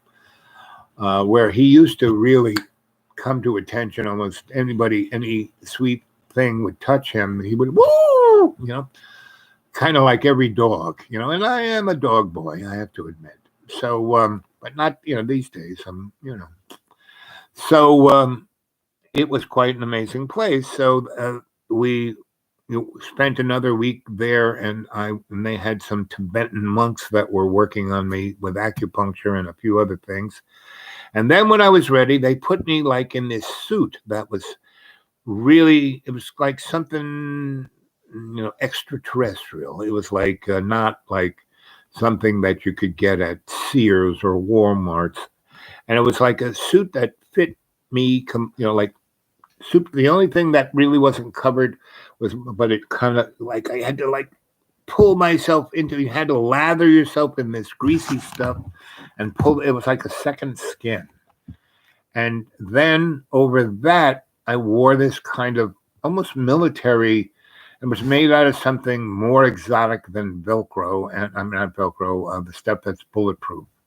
And I had a pack with all kinds of survival stuff that was quite light.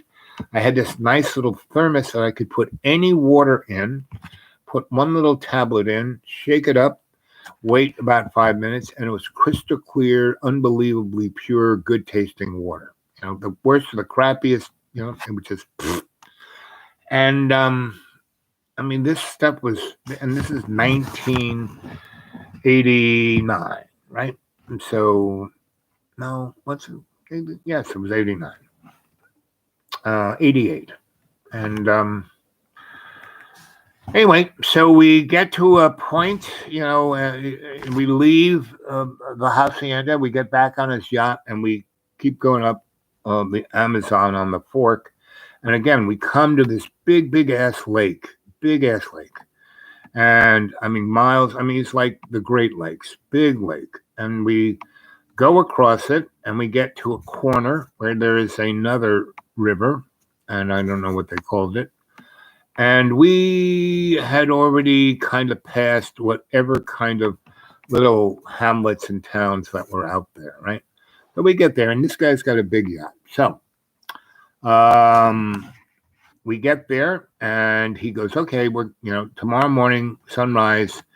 There's going, we're gonna put a Kodiak, this kind of boat, real fast boat, in the water, and a guide will take you up that river, right? And he will take you to a little, town that's the last of the little towns out there. One of our last, sites, right? Okay. So, next day sun rises, I get in the Zodiac boat, and it was really not like your average Zodiac. It was like a super duper speedboat, big gigantic engine, like almost aircraft. I mean, it was like this thing went faster than I could even think how fast it was going. And we're just zipping up this river. And this guy is really good. He's just like singing, singing, singing, singing. And we probably do 200 miles. And then, about, 8 o'clock at night, it's starting to get dark 30. We pull into this little town, and it's got lights, you can smell the diesel. It's got, electricity, not coming from any grid, coming from there. And we park, there is a dock. He ties it up. He walks me, not to, there's a couple of, I wouldn't call them hotels, but, a place you could get a place to stay, and a couple of, I wouldn't quite call them restaurants, but they had, things burning on a grill. But I wasn't eating anything, right? All from that point on, once, we went up, we left the dock doors, hacienda, and went on back on his yacht and went up across that lake. So we took 2 days to go from the hacienda, and he explained exactly what he wanted me to do. He goes, so, yes, we brought you here to do that thing for the madame, but she's just a cover story. What we really want you to do is go up this river and go to a place that we haven't gone, that no white man has gone. And the few that we have sent up there never came back. And we're expecting you to come back. Okay. And we're going up into that area, and we have tried to expand our extraction up there. And every time we send people up there, they never come back. And that equipment is never found. And even from satellite, we can't see them. And so there's just going to be you. Now we have prepared you in these last 2 weeks to be able to go up there, and you should be able to survive. And we expect you to come back soon. We have no idea when you're coming back, but soon. Ish. And I go, okay. And what we want you to do is go up there, and these people, you're going to be the first white people, first European, first anything, first contact, right? They're not going to be speaking anything close to a language that you may even understand.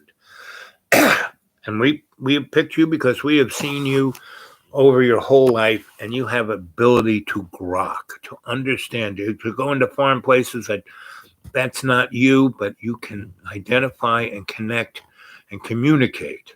That's one of your skill sets. And that's why we're sending you up there. And that's why we brought you to Brazil. The cover was to build that Rix. And you did a great job, and you did a lot for Buzios, and you did a lot for us. That's why we have great faith in your success. But we're only giving 10% that you'll come out of here alive. I said, what? And they said, listen, buddy, part of that 10% is if at this point, you've already said you're going to do it, But I just told you that, and part of that 10% is that we thought that 50% you would say, no, I'm not going to go, and then we'd put a bullet in your head. So it's not like we're really forcing you to do this. You really want to do this. This is just that little to get over that, to suspend your disbelief, right? To really have confidence in yourself.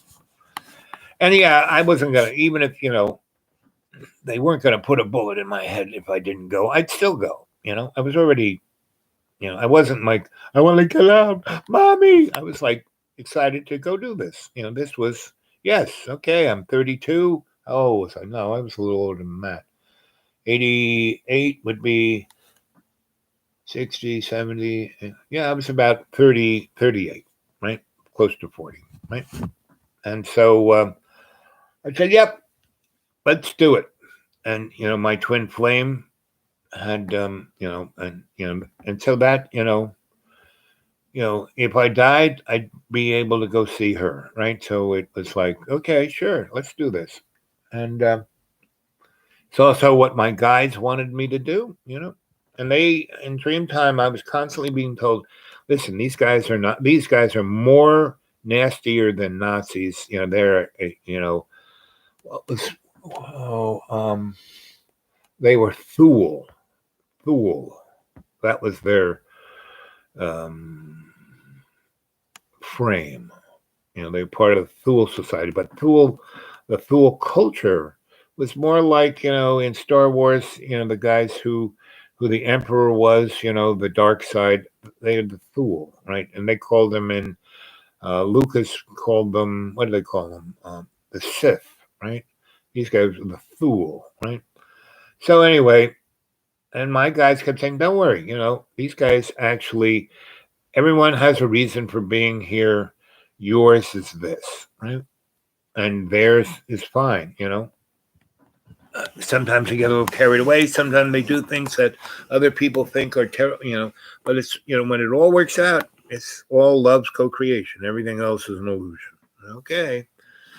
So, sunrise comes. I get on that rubber speedboat, zingo, and we go to that end of the world, and and I'm wearing this like really, sexy outfit. I look like a sexy G.I. Joe. I'm in really good shape. I don't really have any fat. This is before I went off the hedonist cliff. And I had been trained, that last 3 weeks I spent up there at first Versailles and then the Hacienda. I was like, okay. And so we get there, we go in, and it's something out of like the trip up the river in the movie about Vietnam with Marlon Brando as Colonel, what's his name? Anyway, it was like that, right? But a lot faster than the boat that what's his name had.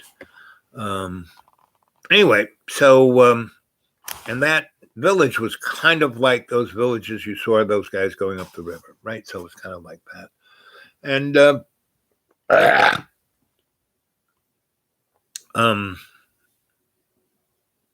and basically what I do is, you want something to eat? Nope, not going to eat nothing, and I'm just drinking the water out of my little magic thermos. And I have some food that's like space food that is not going to putrefy my body. So animals would eat me. And the folks I'm going to meet, if I was eating cheeseburgers and drinking Coke, they would just kill me right off the bat, just the way I smelled. But anyway, so, I basically, they put me in this room that has the most disgusting bed, they weren't even, it was just a really, so it was a nice chair that was out on the porch. So I just sat on the porch all night, looking at the stars. And where I was faced in this building, there was no light killing it. I mean, all the light was back there. So it was kind of cleared out. I could really see the stars. So I just looked at the stars and meditated and prayed and tried to visualize the people I was going to go meet. So next morning, the guy who came and got me, we go down to the dock, and we don't get on the speedboat Zodiac. We get on another boat that is more a canoe, but it still has a motor on it, right? And it has a car motor and a big long rod and a propeller that's like maybe 10 feet behind the boat. And that sucker goes pretty fast too. Not quite as fast as the speedboat, the Nazi boat, but it still went pretty fast. And we didn't really go fast because the rivers just got narrower and narrower, and the rainforest was like there. It wasn't like cleared or a beach or sand or nothing. I mean, it was like right there. So he really couldn't. He was doing pretty good. Maybe 10 knots, 20 knots, but he wasn't doing the 160 that other boat was doing. And so we were, so we did maybe, I don't know, 60, 70 miles. And maybe 200 miles. Who knows? I don't know. But it was, all day and moving relatively fast. And we went down one rapids with a couple of small waterfalls, and he just shot right over them. It was pretty. He says, "Just hold on." And he had this in his boat. He had a big chair that was like attached to the thing that had these arms, and he had these leather things. So he said, okay, when we're going to hit some rapids, and what I want you to do is like put your hands in these leather things and wrap them around and hold on to the arms of the chair, and then you won't be washed out, because if you will get washed out, it'll be a real pain in the ass to go get you. So anyway, so I didn't fall out of the boat, and we got down those rapids and got, as dark 30 approached, we found this little bit of a beach, and he, got there, and he built a fire, and he, pulled out these two kind of, lawn chairs, and he put them there, and he had this little bag. I don't know if they were nuts or what they were, but that's all he ate. He just kept popping them in his mouth. And he had his own bottles of whatever he was drinking. I have no idea what he was drinking. Anyway, so he built this fire, and he kept the fire really going strong. And we sat in these lawn chairs, and we didn't talk at all because he spoke not that much English, pouco, really no Portuguese whatsoever, and his native tongue, right? And I asked him a few questions. So the people I'm going to go, do you know the people I'm going to go stay with? He goes, no. I said, are you going to take me further down? He goes, no. I'm just babysitting you for the next guy to show up. Okay. And so sun rose, and this guy was in a canoe, right? But, a manufactured canoe, not like a log, but and it was, I think it was aluminum or fiber. It was like pretty indestructible. And so we canoed down there, and we started out in the first hour or two. Everything was like very calm. But from that point on, the rest of the day, it was, and I had to be with a paddle too. And they had this aluminum chair over the thing, and then they have another bar that you put your legs under. So even when the water was washing off, it'd almost have to break your legs off to get thrown out of this boat. But conversely, if you went over, you could drown very easily. So he kept kind of conveying, he was like this, the boat has to be like this, not like this. And he spoke even less English. He was more hand signs, right? And when the first hour or two that was really slow, and I was up there, he was like training me, and he would like kind of we're now like this, but we're going to be when it's going to be woo, and so he kind of, and he gave me a number of verbal commands. If I go, you do this, and you do that, and anyway, so we got that down, and then we hit the rapids, and it was like at least 6 hours of wild, crazy rapids, and we were moving almost as fast as the speedboat, but I mean, and we were like jumping over things, and he was in the back steering, and when we would like fly over stuff, he would like lean back and do this thing with his paddle that would lift the front of the boat, because I wasn't in the very front, I was kind of in the middle front, and I wasn't, the big guy I became. I was probably 180 pounds when I was then on the boat. So anyway, it was a pretty wild trip, right? And so again, dark 30 comes, and again, he stops at a little piece of sand, and the jungle is everywhere, and he goes, still light, and he goes and gets wood and starts a big fire. And again, we don't have lawn chairs this time, but I have a hammock, and I start to tie it onto a tree, and he goes. So we had to sit like right next to the fire, and when we were there, he was like, no sleeping, and as the fire would dwindle down and we'd kind of nod out, I would wake up and there'd be eyes everywhere and animals right there. And he would wake up and build that fire, and anyway, sunrise comes, and we go down the river again, and we come to another little place, and again, another big fire, and each time the little sandbar gets smaller and smaller. And this time, when the sun rises, so we're now on our 4th day of traveling, and it's really foggy, right? Really foggy, and and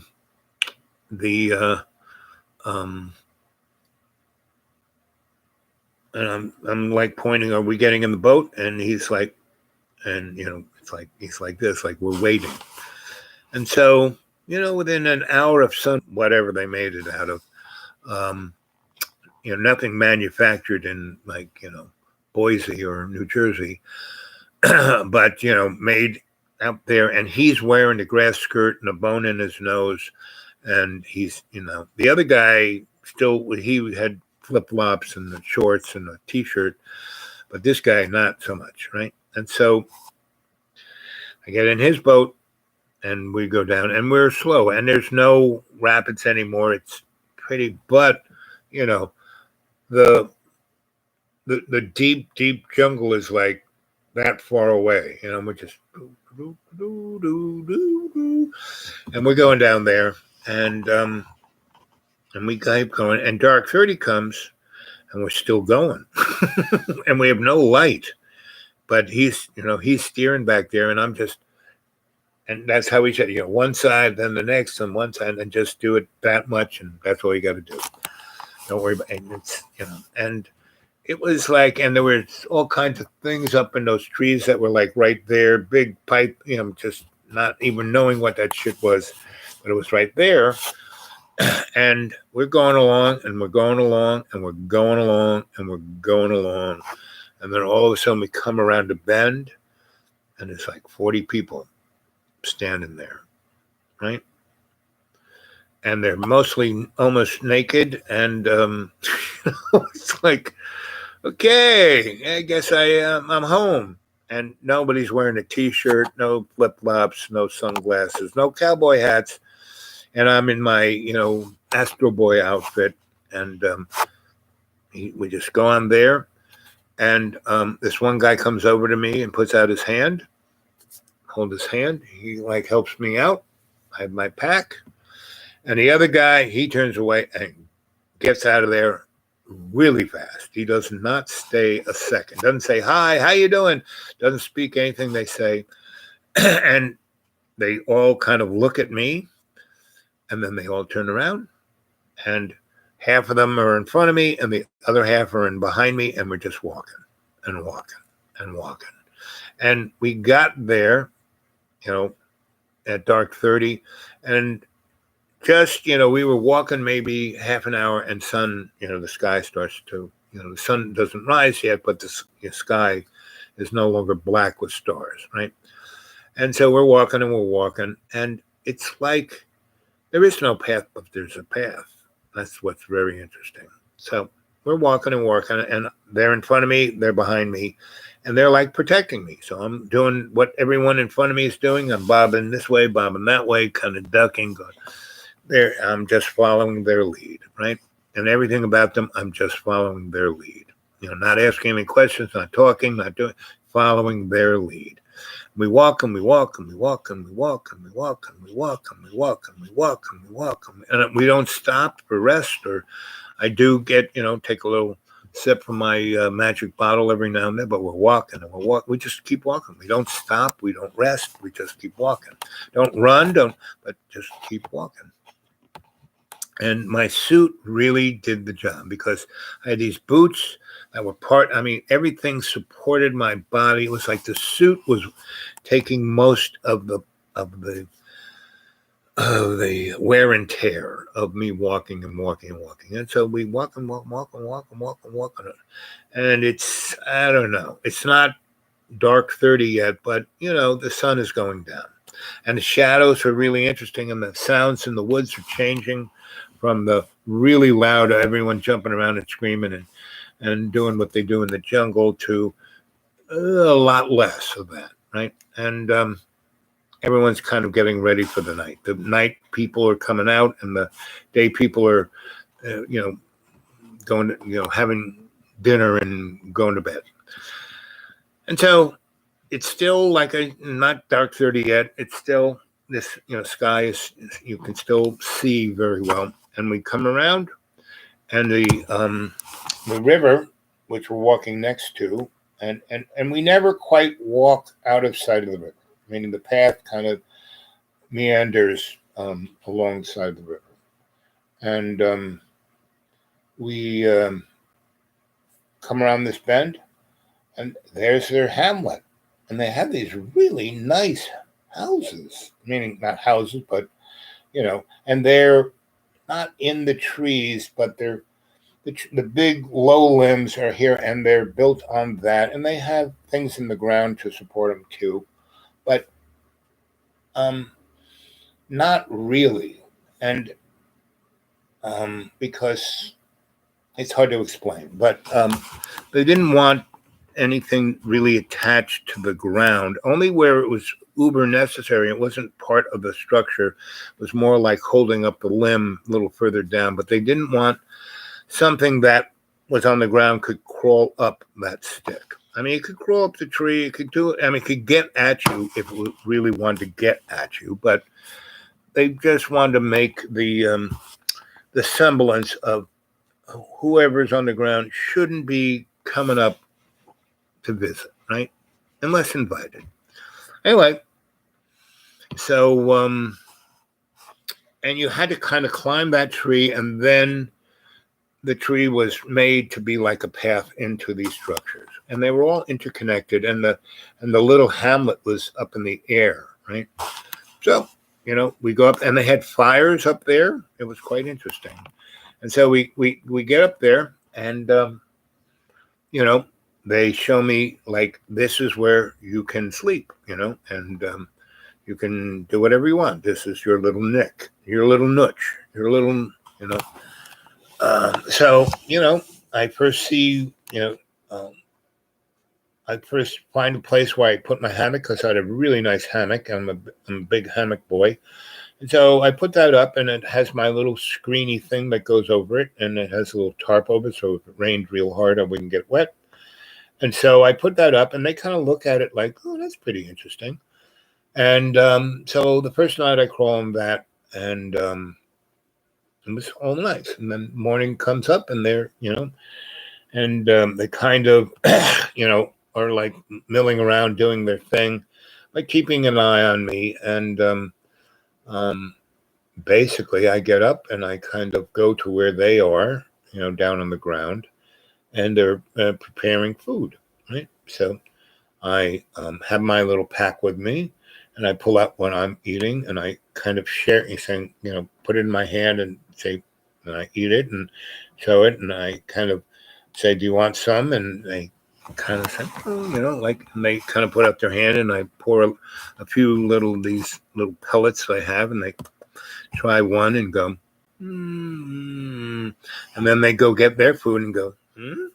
And I eat that and I go, mm. And so pretty quickly I just eat what they're eating, right?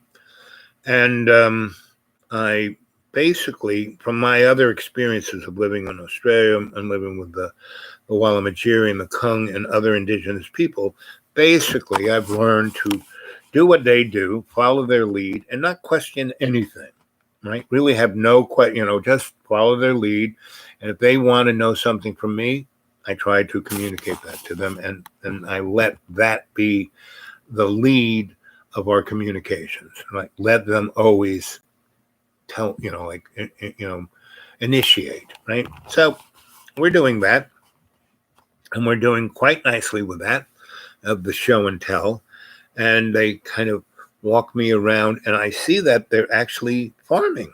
It's like the most dense, crazy, rainforest thing, but they're farming. I mean, they got stuff growing with everything else, and they are in balance with it, even though they are, putting plants in, and they're in balance. And they're showing me that. Everything from the beginning, they're showing me it's about balance, right?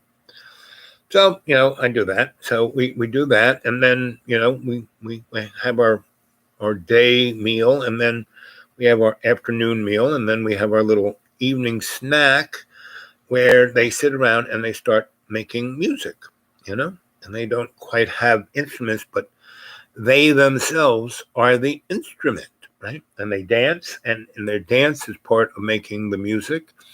And everything they did at any point was in total, meaning they didn't do like a little bit of this and then a little bit of that, kind of like what we do.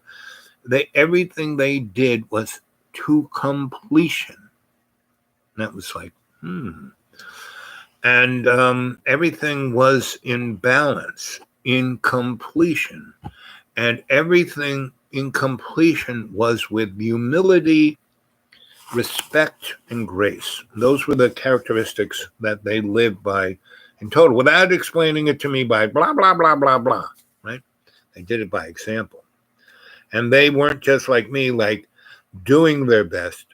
They were everything. I mean, I don't want to say they were perfect, but everything they was what it was, right? And I kept hearing that in my head. It is. Everything they was it is, right? And it's like pretty, let's see. All right. Let's repair a Muslim. Apocalypse Now. Yes, that was, thank you, MJ. That was the movie that I was, that whole image of them going up the river, that was, but even more so. 107, let's see. Amazing Energy. Yep. 2 hours and 38 minutes.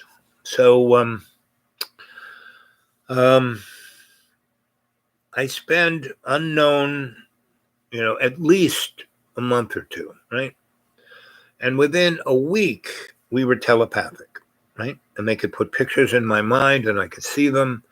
And I would, instead of speaking, I would think of what I wanted to say to them, and they could see that, and they would show me the pictures of it. And basically, what I was basically sent up there by the doctor was to tell these guys they're coming.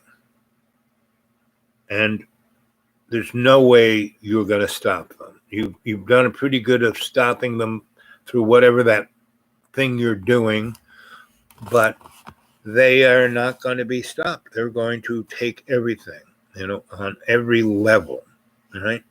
Mostly energetic, right? And so I explained that to them and said, you're just going to have to get out of their way, right? And so the image that they showed me, which was quite interesting, right? So here it is, 1988, 89, and they show me like next year, 90, 91, 92, 93, 94, 95, 96, 97. They show me everything, not so much like, oh, they show me, George H. being that, and the war in Iraq, and, Bill Clinton, and him destroying America, and then George W. and 9/11. They showed me all of that, but in a more contextual way, of not by linear events here, and here, but kind of what the energy of it was, and what the real reality of it was, and what the kind of outcome was going to be, right? So I see all of that of, George, Ronald Reagan into George H., and then the war in Iraq. And it wasn't, the war in Iraq per se, but the hegemony and the manipulation that manifested it. I was constantly seeing the hegemony of the illusion of the big lie of materialism and the linear, his story, and that all of how it was fake and artificial, and it would end in a way that no matter what that power that shouldn't be, the hidden hand, or whatever, Hail Hydra, whatever you want to call it, no matter what kind of power they had, it was nothing compared to what these guys out in the boonies had, right? And so they just showed me all of this, and they showed me, the PowerPoints were basically 91 and the Gulf War, Bill Clinton, the big liar, the big illusion. I did not have sex with this woman, was just orchestrated, planned, scripted. The girl was drafted to play that. Everyone played a role, right? And it was there to take the trauma of that 91 event and the things that happened, and what was going on in the 91 event had nothing to do with oil, had nothing to do with Kuwait or Saddam Hussein, had everything to do with what the English and the French were digging up in the desert, where the holy sites were way back when, of the Anunnaki, and the hidden technology that was there. And that's why they went into the museum and sold those artifacts, because they were the keys to those, running of those ancient artifacts, right? And the major artifact that was basically a Stargate, a vehicle that the makers had left to go anywhere in the universe without a rocket ship, without worrying about time and space, and not even, having a warp drive, none of the above. It was just, you walk through the thing and bang, you were 8 zillion light years over there, right? And time travel. This was also a time travel device, and also a device that enabled you to not just go into your Akashic records and see it in the book, and not just go through the gate into your sanctuary of your own choosing, your superconscious mind, but the continuity of everything as everything, right? So I was experiencing all this, and there was no, it's like, right, all at once, and showing me that it's all at once, not just this line here. And And then the stealing of the election, and that was done on purpose. They could have had George W. You know, voted in, but they wanted to steal it. They wanted to continue the Clinton-esque big lie. And moron boy, both moron boys. Bill Clinton, Vice President Al Gore, he's a moron boy. And George W. moron boy, and I was seeing all of these things as metaphors and representations of bigger pictures of the bigger story, to the point where words were not sufficient to describe what it all meant, right? And that's why I say that it's just about service with grace and humility to love's co-creation. Everything else is an illusion, a big lie. So they're showing me all of this, and they show me the fall of the towers in New York were psychically and karmically connected to the fall of the towers of Babylon. They were the same thing, right? The Twin Towers were the towers of Babylon, right? And how they were taken down by space-based weapons, and that the explosions that made it look like it was a controlled demolition was only done to give the illusion of a controlled demolition. The best way to lie is to have another lie and another lie and another lie, all being seemingly true. The best way to lie is through truth, right?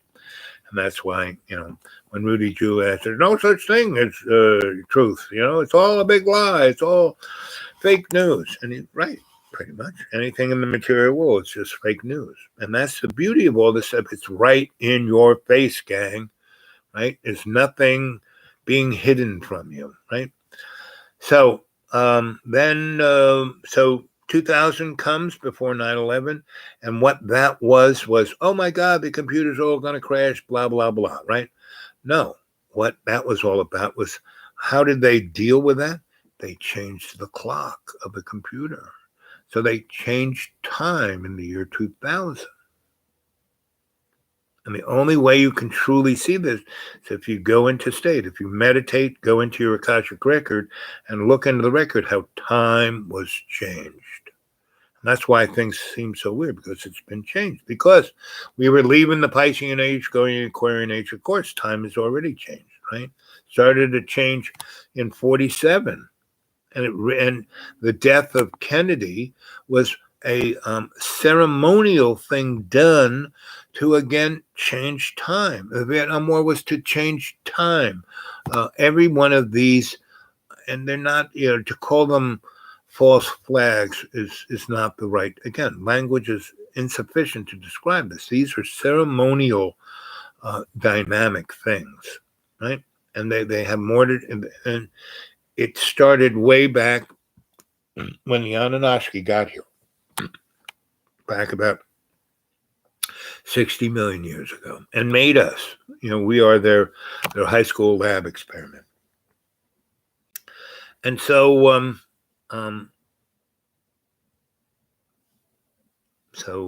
2000 changed the clock. 9/11, the fall of the towers of Babylon. Then 2012, the end of the Mayan calendar, is the end of the Piscean age completely. But there's all this inertia of 60,000 years of the Piscean age that it keeps pushing in. So there's this Venn diagram that had started in 47 and then ends in 36, right? So from 12 is 22, 32. 30, between 32 and 36 is this period when, and the only way you can survive this is truly being in state all the time, right? And they showed me all of this. And nothing about me, but all of this timeline and how I fit into that timeline. And how I fit into this timeline is that I'm a griot to tell you this story, right? And so I'm experiencing to my deep core, not in my head, not in like hallucination, not like I snorted some of that, shamanic fairy dust. It was a lot deeper than that. And so I had no sense, so once, it took about a month and a half to get to this point where we're communicating telepathically and we're experiencing this thing. And I'm no longer in this. I'm no longer wearing my Astro Boy suit. I am them in all our relations, the collective, right? Experiencing all of this, seeing it, feeling it, understanding it on the deepest of shamanic levels. And that's why every time I do this, I go into shamanic state and try to manifest it inside of you, So, I see all this stuff. And so the very interesting, important time, I also saw that, from the assassination of Kennedy, things were always the NICP, a Neo Insane Clown Party, since Christopher Columbus in North America, right? But from Kennedy to H and 91 and going into Iraq to get the sacred technologies, right? That was a period, right, of energetic dynamics, right? And that period prepared us to be able, not us personally, but humanity,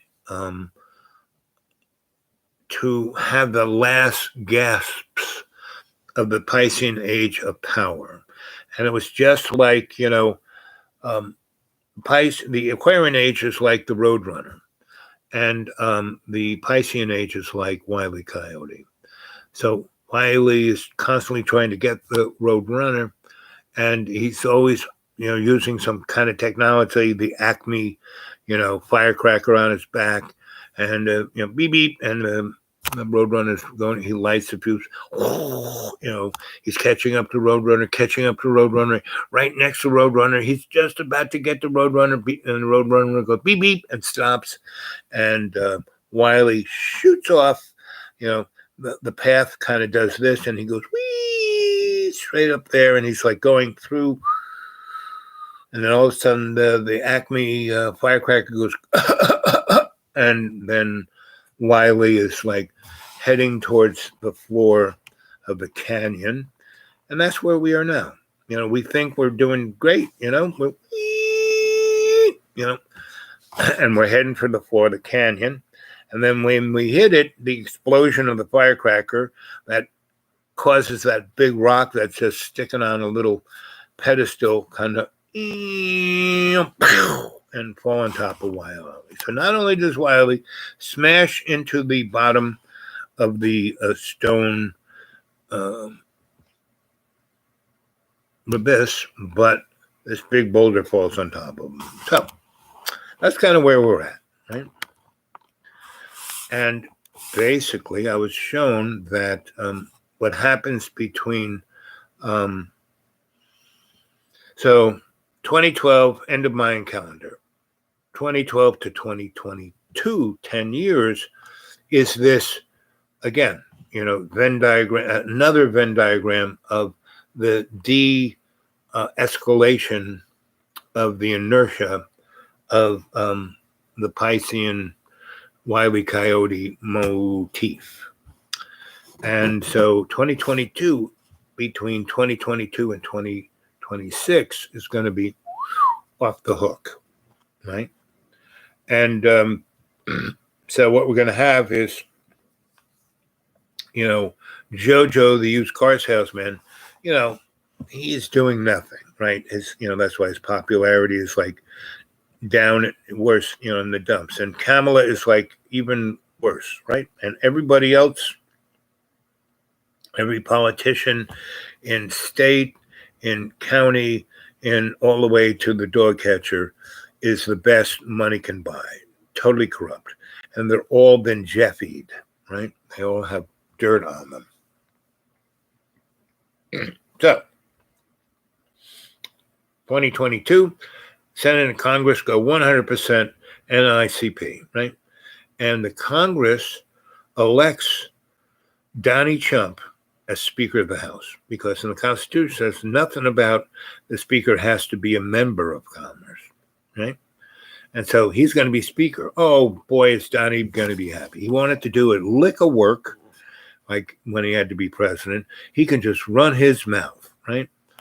And then in 2024, we're going to have either Mitch McConnell or one of those morons as president. And it will make, The Handmaid's Tale look like Disneyland. And, the hills are alive with the sound of fascism. I mean, it already is, but it's going to be really kind of, ooh, baby, ooh, baby, ooh, baby.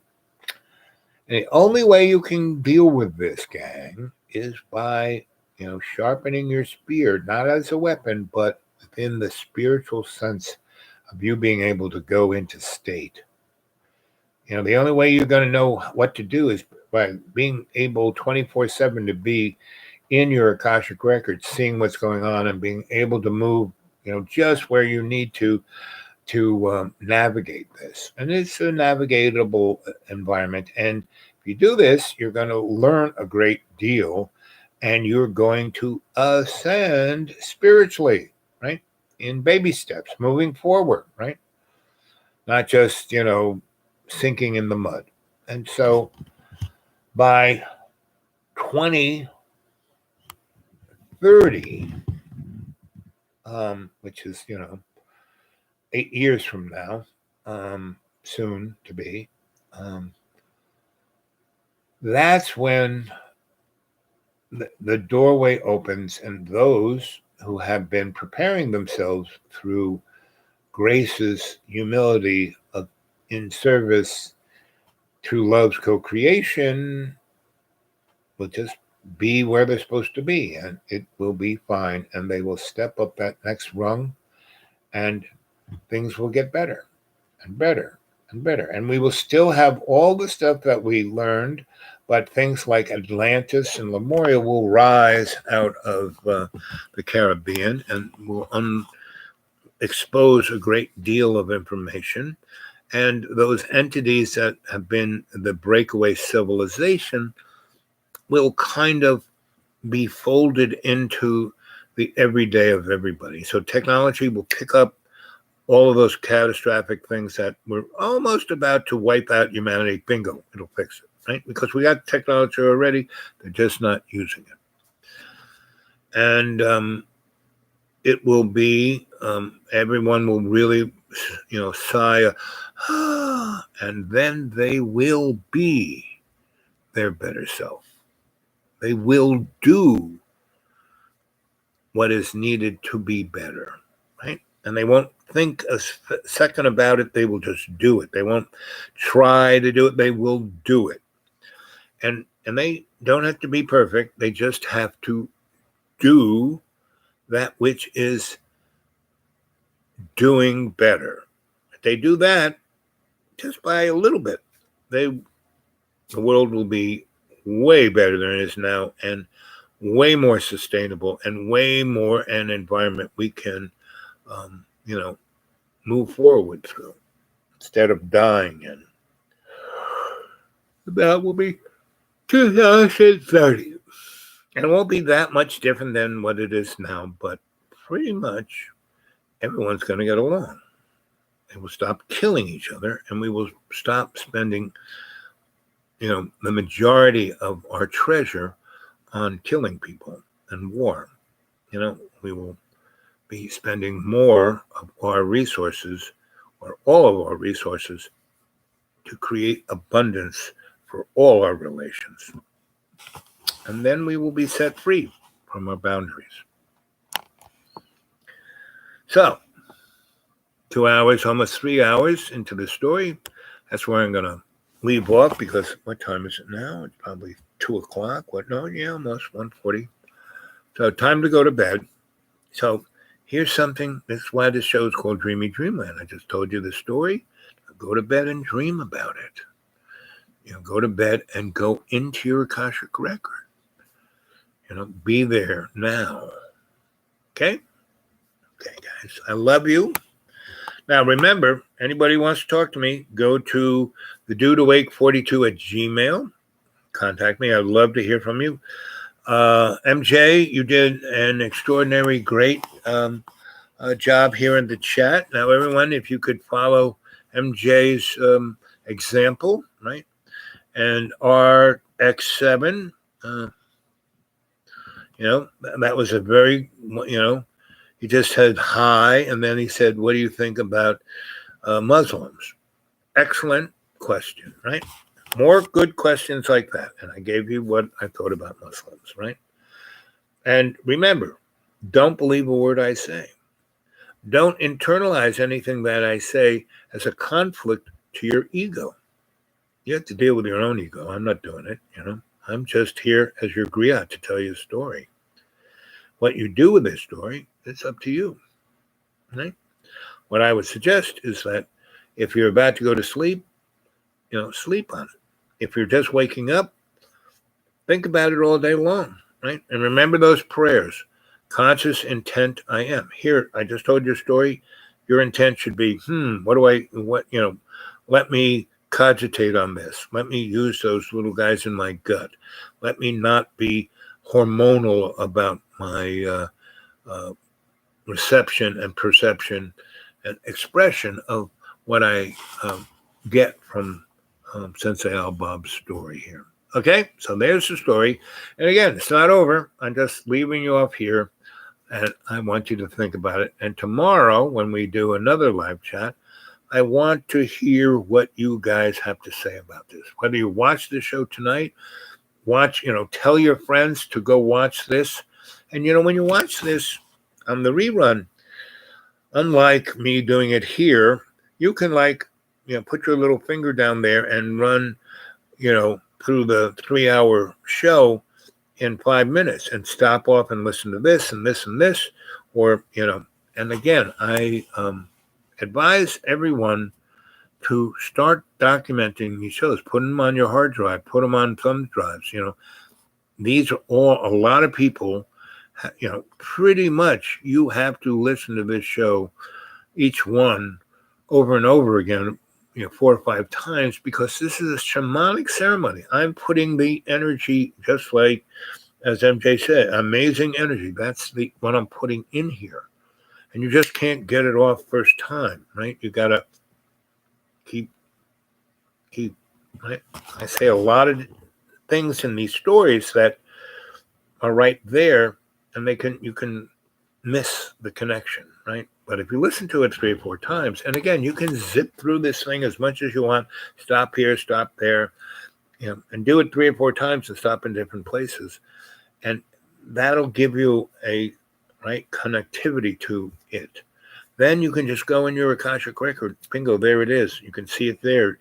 Got the 28 little other screens giving you the 28 other dimensions that I'm telling you the story in. Just like my glasses. You look into these glasses, you see about at least 7 dimensions, right? Before you can see my eyeballs. So anyway, that's it from now. I hope you enjoyed this. Again, tell your friends. Let's get some more subscribers, some more people hitting the subscription, the little bell. Anybody who wants to send it, I could really use some cash, some green energy. You can just go to PayPal, and they say, so who you want to send it to? The dudeawake42@gmail. The dudeawake42@gmail. Want to get a hold of me personally? The dudeawake42@gmail. Love to hear from you. Again, drop some comments on the show in the comment section, right? Go back after, tomorrow when you thought about it, you dreamt about it. drop something on the old comment section, okay? Well, I'm going to say goodnight to you guys because I need to go to sleep, and I'll see you tomorrow. Sweet dreams.